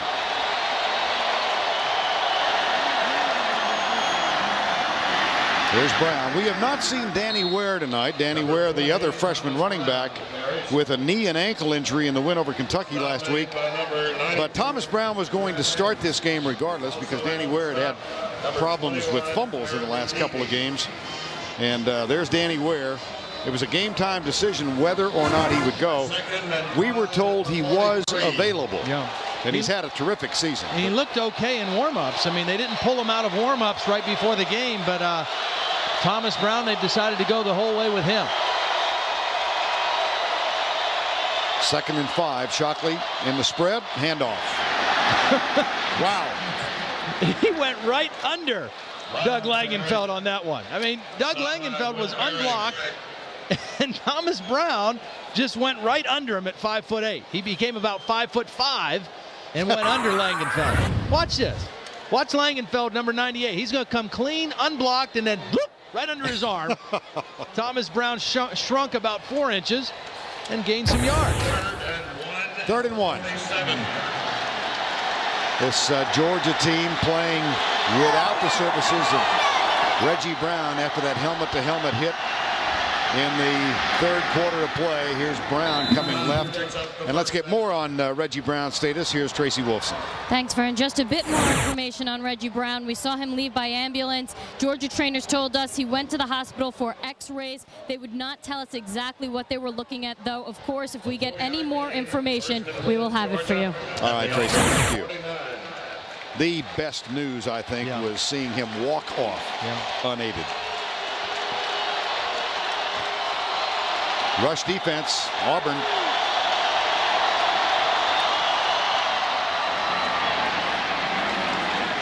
And the tackle made at the 47-yard line by Dede, number 21. And at this point, the Auburn defense very happy to let Georgia run the football some because the clock is certainly on their favor now with the 24-0 lead.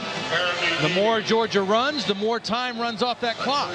And so they'll sacrifice a few rushing yards at this point for seconds and minutes off the clock. 10:35 to go. 2nd down, 8.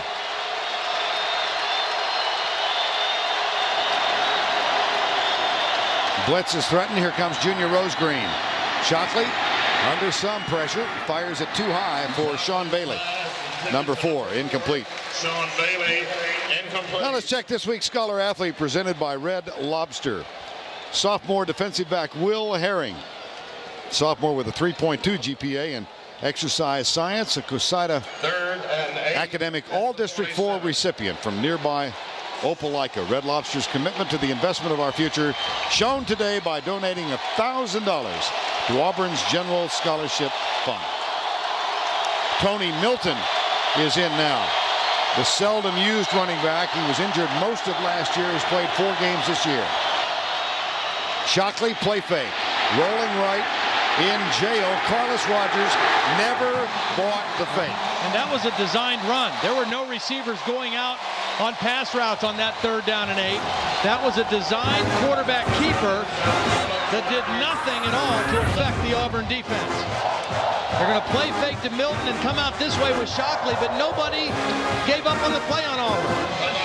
Carlos Rogers is having an outstanding ball game, both defending the pass and defending the run. He's another of those Georgians. Carlos Rogers is from Augusta and says no, he has no interest in golf. Unlike Steve Spurrier. 4th down. He loves golf. Here's the high punt, Ely Kelso, and a fair catch called by Cadillac Williams at the 11. There's a flag back at the line of scrimmage.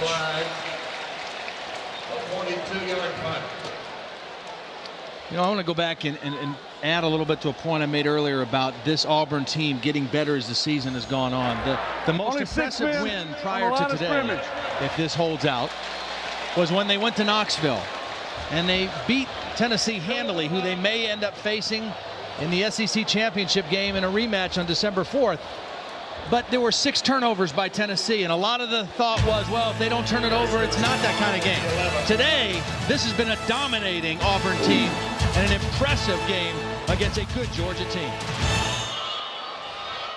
Now, it's time for the Block of the Day, presented by Earthlink. I chose a little different play for the Earthlink Block of the Day. It was last week's Thomas Flowers 74-yard punt return. The reason I chose it, some outstanding blocking by 2 wide receivers playing on special team, Reggie Brown and Sean Bailey. Both of those guys got in position, made excellent blocks, and that enabled Thomas Flowers to turn that punt return into a 74-yard gain. The Earthlink Block of the Day, Reggie Brown and Sean Bailey of Georgia. In the center of your screen, David and Susan Housel. David Housel graduated from Auburn in 1969. He will retire as athletic director at the end of this season, having given 34 years of his life to this university. He said Thursday night at a testimonial dinner, the first 33.5 years were sensational. The last 6 months has been sheer hell. David Housel was aboard the plane that went at William Walker's insistence to visit with Bobby Petrino. He said if it's one thing in his life he could do over, it would be not to get aboard that plane. He took a bullet. He tried to talk the ex-president of this university out of that trip. Dr. Walker said, "You will come with me." David Housel is one of the best men I know in college athletics.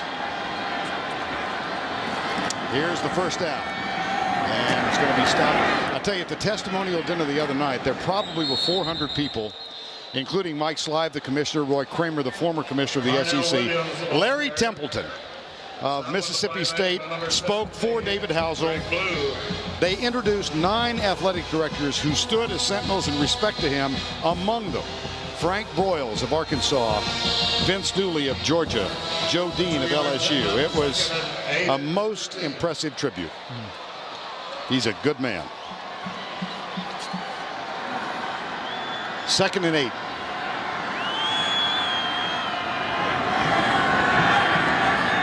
I think at some point, if you're Tommy Tuberville and Al Borges now, you think about getting Carnell Williams and Ronnie Brown out of the football game. Another good run by Carnell. But with 8:25 left and a 24-0 lead, you may want to rest him. Now let's go back and spend another moment with Tim Brando in New York. It's not going as well for one of those other 6 unbeatens going into today. Drew Stanton wasn't supposed to play, had that shoulder problem. Here to Matt Trannon, 31 yards. If this score holds, Michigan would have the inside track for the Rose Bowl. Big doings in the Big Ten, fellas. Boy. My goodness. Been an intriguing season, hasn't it? Wisconsin looked like one of those teams that was getting better as the season went along as well. So they headed up to East Lansing. Here's Campbell, right side. Aroma with the catch. Now we went into this afternoon. Here were the BCS standings. Southern Cal, Oklahoma, Auburn, all undefeated. California was number 4. Wisconsin at 5. Texas just did hang on today. They came from behind to defeat the Kansas team. Georgia was 8th. USC, you mentioned earlier, the toughest road belonging to Auburn. This is their test today against Georgia. USC will play Arizona tonight. Oklahoma, a 4-touchdown favorite over Nebraska today. I mean, things have changed in that little rivalry as well. First down and 10, 7:20 to go. Cadillac Williams, David Pollock. Well, Carnell Williams at left end. USC and Oklahoma have stayed 1 and 2 for most of the season in the human polls. They lost 1 yard. Neither of us vote in the AP poll, but it'll be interesting to see whether this is an impressive enough victory by Auburn against a good Georgia team, if that will vault them over Oklahoma, an Oklahoma team that has won on the road in the last 2 weeks, but had to come from behind to do so. I don't think it will. I don't think if those two teams continue to win that the human polls will change. I mean, if all three of those teams finish undefeated, I don't think there'll be a change. Number 23, now, Ronnie Brown. That doesn't mean it's right, because I think if Auburn wins out, if they win next week in Tuscaloosa, if they win the SEC championship game and finish undefeated in this league, then I think they deserve to play for the national championship in the Orange Bowl. Whether or not that'll happen, that's another story. But I think this is the best league in college football, and to go undefeated in this league and to beat a team twice, as they'd have to do in the SEC championship game, and still be undefeated, the most impressive run of any school in the country. 3rd and 7. 3 men down for Georgia. And we've got some motion.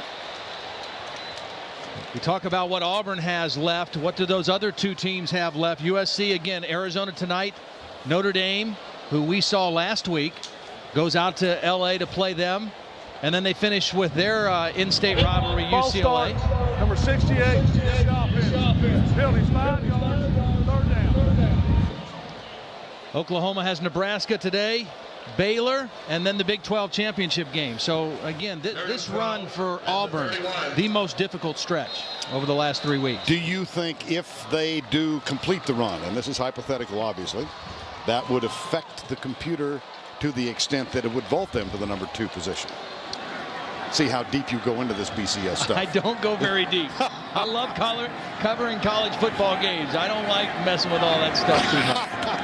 Here's Aroma Shadu, tackled by Demario Minter. Complete to Aroma Shadu. Stopped by number 2, Demario. Now let's check the CBS Sports Line stat of the game. Yeah, it's an upscale Cadillac.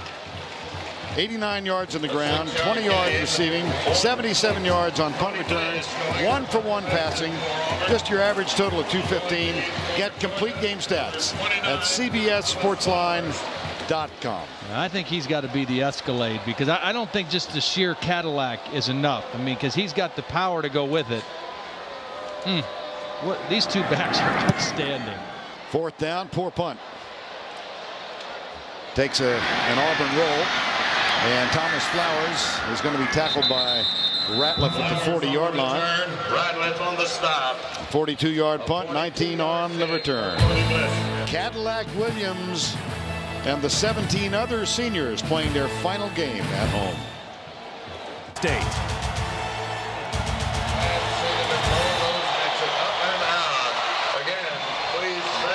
87,541 here, most of whom are clad in blue and orange. As the Auburn Tigers try to go 10-0, they're up 24-zip with 4:42 to go. You got to like their chances. Shovel pass. Thomas Brown. He's loose.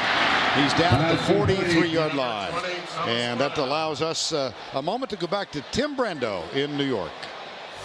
You guys were talking about Notre Dame. Well, today the Irish in a track meet, Josh Cummings beats Notre Dame with his 32-yarder. Panthers' Tyler Palko, the first player in 1,105 games to throw for 5 touchdown passes versus Notre Dame. Oh, goodness.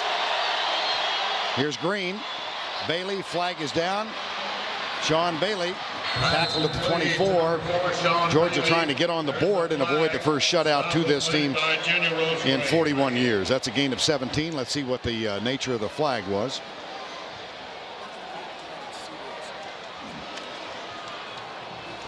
Offsides. Defense, number 75. Penalties decline. Tonight on CBS begins with an all-star Dallas reunion return to South Fork, starring Larry Hagman, Linda Gray, Patrick Duffick, and Victoria Principal, followed by a new 48 Hours Mystery. Tonight on CBS, America's most watched network. Now, will Nancy get a residual for that? Well, if this is the episode marked Barbecue 2. Oh, only when her episode. Oh, yeah. Okay. And you hear her say, Mr. Ewing, the press will see you now. That means another 98 cents in the Lundquist bank account. It's a much anticipated check every year. Slightly more than the Happy Gilmore residual. Yeah. You can buy a lot of turkey tetrazzini with that. Rent a lot of movies. Rushing yards, Auburn 111 in the last 2.5 quarters. 2nd down and 7.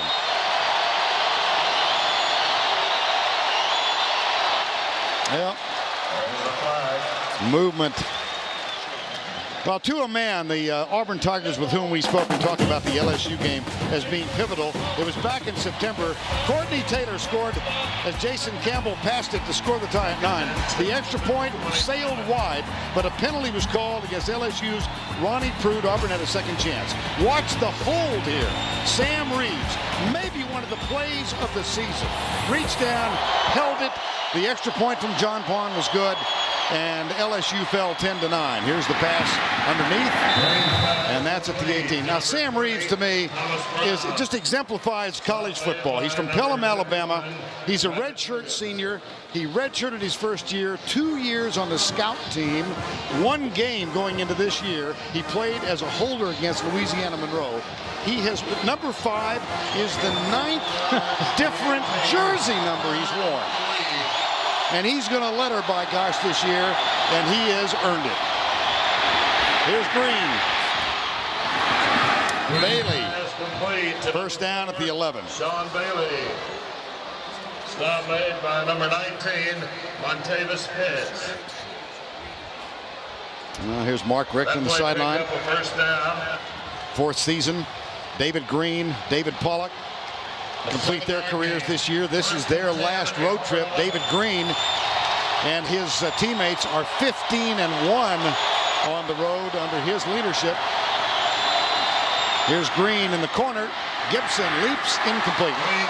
Had a chance, just didn't time his jump very well. Working against Carlos Rogers. The two of them are friends. Hang out together in Atlanta some in the summer. They met as freshmen, and he just didn't time his jump. He jumped too early. You know, he's got the great leaping ability, the former basketball player. If he just held on a half a second, he'd have jumped up and caught that one in front of Carlos. Tommy Tuberville applauding the incompletion. Last time they were shut out is 1995. The last shutout, as we told you earlier, to this Auburn team. And that one is incomplete. It'll be 3rd and 10. David Green from Snellville. His dad, Rick, a graduate of Auburn. His sister, Leslie, a graduate of Auburn. His grandmother lived in Columbus, Georgia, not that far away. But he said he always wanted to go to Georgia. There's Mom and Dad, Rick and Kay. Long, long afternoon. 3rd and 10.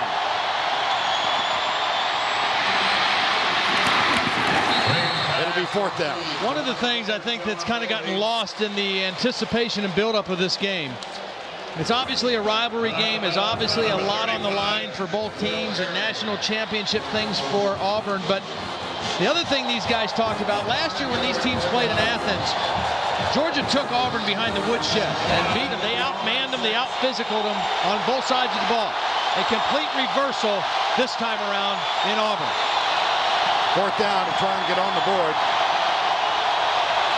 Auburn has not lost since that 26-7 defeat in Athens a year ago.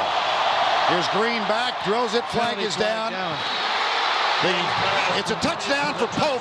The ball crossed the plane, but there is a flag. There is a flag.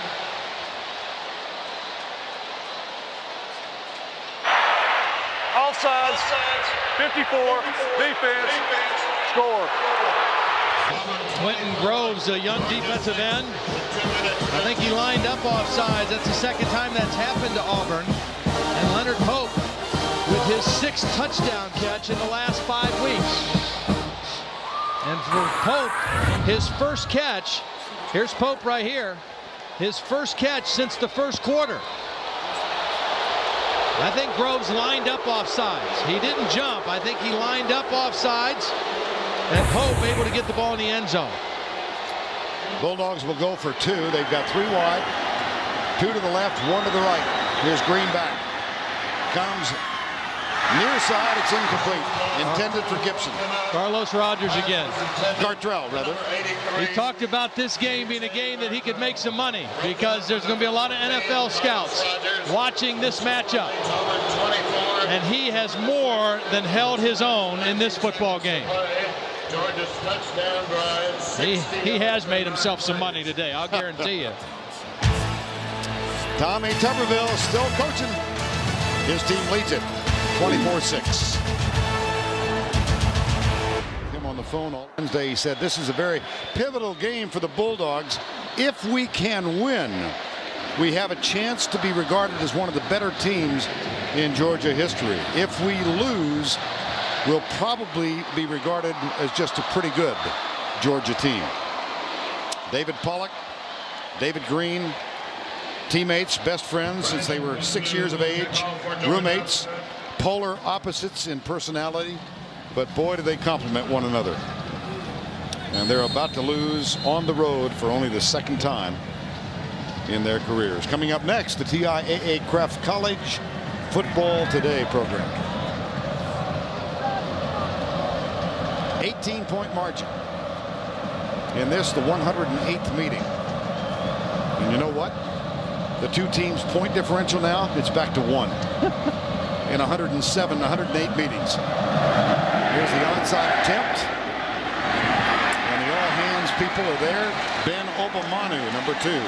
Taken by number 2, Ben Obamanu. They played here 1892. I played in Atlanta. Look at this, 108 meetings. Auburn has a huge edge in point accumulation. The edge is 1. First and 10, Auburn. That's up to date. Well, it looks like that other trend is going to be put on hold for a while, of the visiting team having the edge in this series. Georgia won at home last year in Athens, and looks like Auburn's going to take care of business on their home turf this year. Carnell Williams still in the game. A little surprised? I am a little surprised, just because of how good and rugged that Alabama defense is that they're going to face next week. There's Williams to the 40-yard line on first down, nearing the 2-minute mark of this game. But Auburn did have the week off, and I think that you can see that it really paid off for them. Georgia, their 7th straight game. Auburn went 9 straight before having the week off last week, and took full advantage of it. Very fresh-looking football team today. I just saw a roll of toilet paper come out of the upper deck over on the right side. One of the traditions here is that they roll Toomer's Corner, the intersection of College and Magnolia. They toilet paper it. They're going to have to get an extra truckload of Charmin in here for tonight. Here's Williams down at the 40-yard line. Earlier, Toomer's Corner, Toomer's Drugstore, Fine Lemonade. That is the focal point of a lot of activity in this loveliest village on the plain. And it will be a focal point probably until about 4 a.m. when this one goes in the record books. We got 1:25 to go.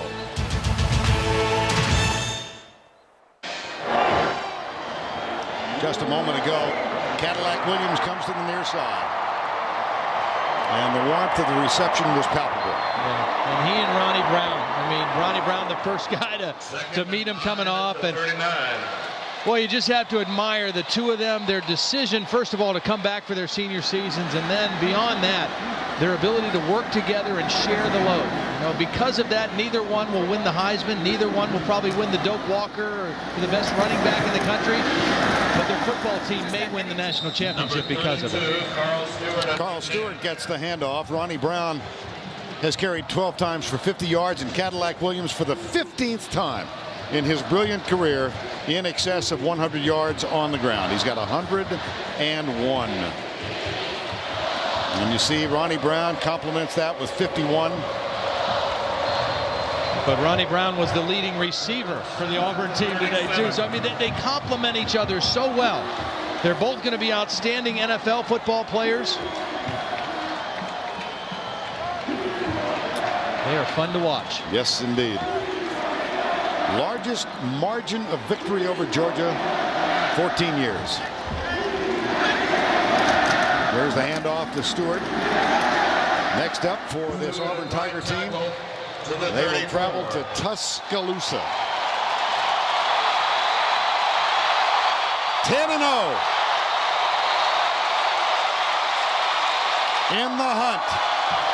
All of their dreams remain possibilities. The SEC championship, a berth in the title game, and indeed a national championship. It's still there. That's the end of the ball game. The final score: the Auburn Tigers 24-6, a dominating performance by the Auburn Tigers. Today's game and your support throughout the season. We remind you the Tigers are on the road against Alabama. This loveliest village on the plain is erupting with noise. We'll have more from Auburn when we come back to Jordan-Hare Stadium right after this.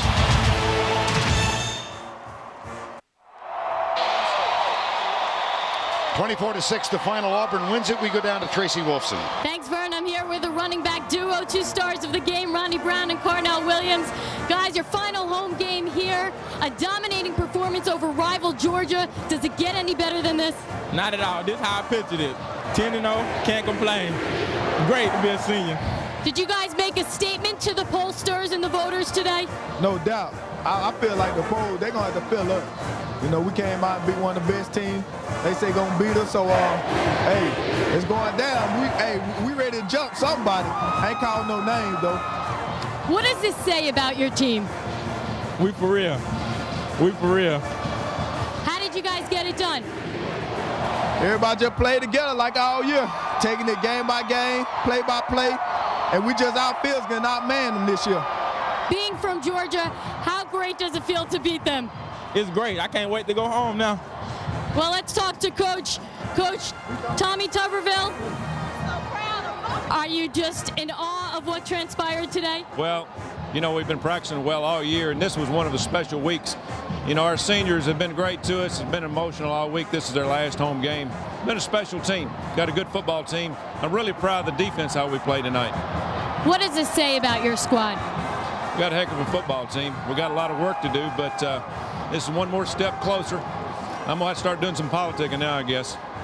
Well, thanks a lot, Coach. Finally, is this a statement game for you guys? Well, I hope it is, but we got a big one next week. Thanks a lot. Good luck. Vern, back to you. All right, Tracy, thank you. I think it's significant that of the 18 seniors, 10 have graduated. Players of the game, the ballpark, Franks. Players of the game, Cadillac Williams. 20 rushes, 101 yards. He also threw a 29-yard touchdown pass. And his partner, Ronnie Brown, 7 receptions for 88 yards. He also ran 12 times for 51 yards. Those two are pretty good. Yeah. Jason Campbell, I think, is the most improved football player in the country. Those two guys are special. 2 of the best in all of college football. Time now for the 5-star Wrangler play of the game, and for the description, here's Rod Bramlett of the Auburn Radio Network. Taylor comes in motion now, 3-receiver bunch set. And he'll toss it to Carnell Williams. Wants to throw, and he does. Wide open, mix at the 10 to the 5. Touchdown! Oh, my goodness! Oh, my goodness! Cadillac Williams, first touchdown throw of his career. That helped Auburn to a 24-6 victory over Georgia. We're going to take this entourage over to Tuscaloosa for next week. For Tracy Wolfson, Todd Blackledge, and his son Harrison, who's been our guest this week. We'll see you next week. Tim Brando back in New York with more of the postgame show right after this. Introducing New Edge Advanced. You just saw Auburn with a statement against Georgia, 24-6. Now you look at the BCS standings. The problem here for Auburn is the very thing that helped elevate LSU past USC into the 2-hole last year was the computer strength. Now with the tweaking, that's been taken away. I really believe they're still fighting a losing battle and getting to the number 2 position. Well, I think you make a very valid point because you're talking about a 66% point differential. Last year, that component comprised more. Now everything is equal 1/3. So Auburn has to come up big time in the subjective component's mind. That's be the writers, of course, and the coaches. Now we know that Oklahoma wants to just absolutely hammer Nebraska tonight, and that's the problem here. We're running up scores again. The tweaking just did what they didn't want to do. I've got to ask whether or not, I mean, again, granted, folks, it was complete domination by Auburn today over Georgia, but did they score enough in the coach's mind and in the writer's mind? So we know what Oklahoma's thinking tonight against Nebraska. We got to blow them out. By the way, I've got a dream sequence for you, all right? Tommy Tuberville, after that plane trip made by the president, the trustee, and the athletic director, this year he hoists the BCS crystal, and then he goes into the president's office and says, sayonara. I am out of here. I'm going to Miami. I'm going to take Dave Wanstead's job. Poetic justice, and it would be the same thing that Ron Zook did that was done to him by Steve Spurrier. Yeah. He left pretty much a senior team, a lot of offensive power here on this team for Auburn. They would be empty next year if he does that. Tommy likes to move.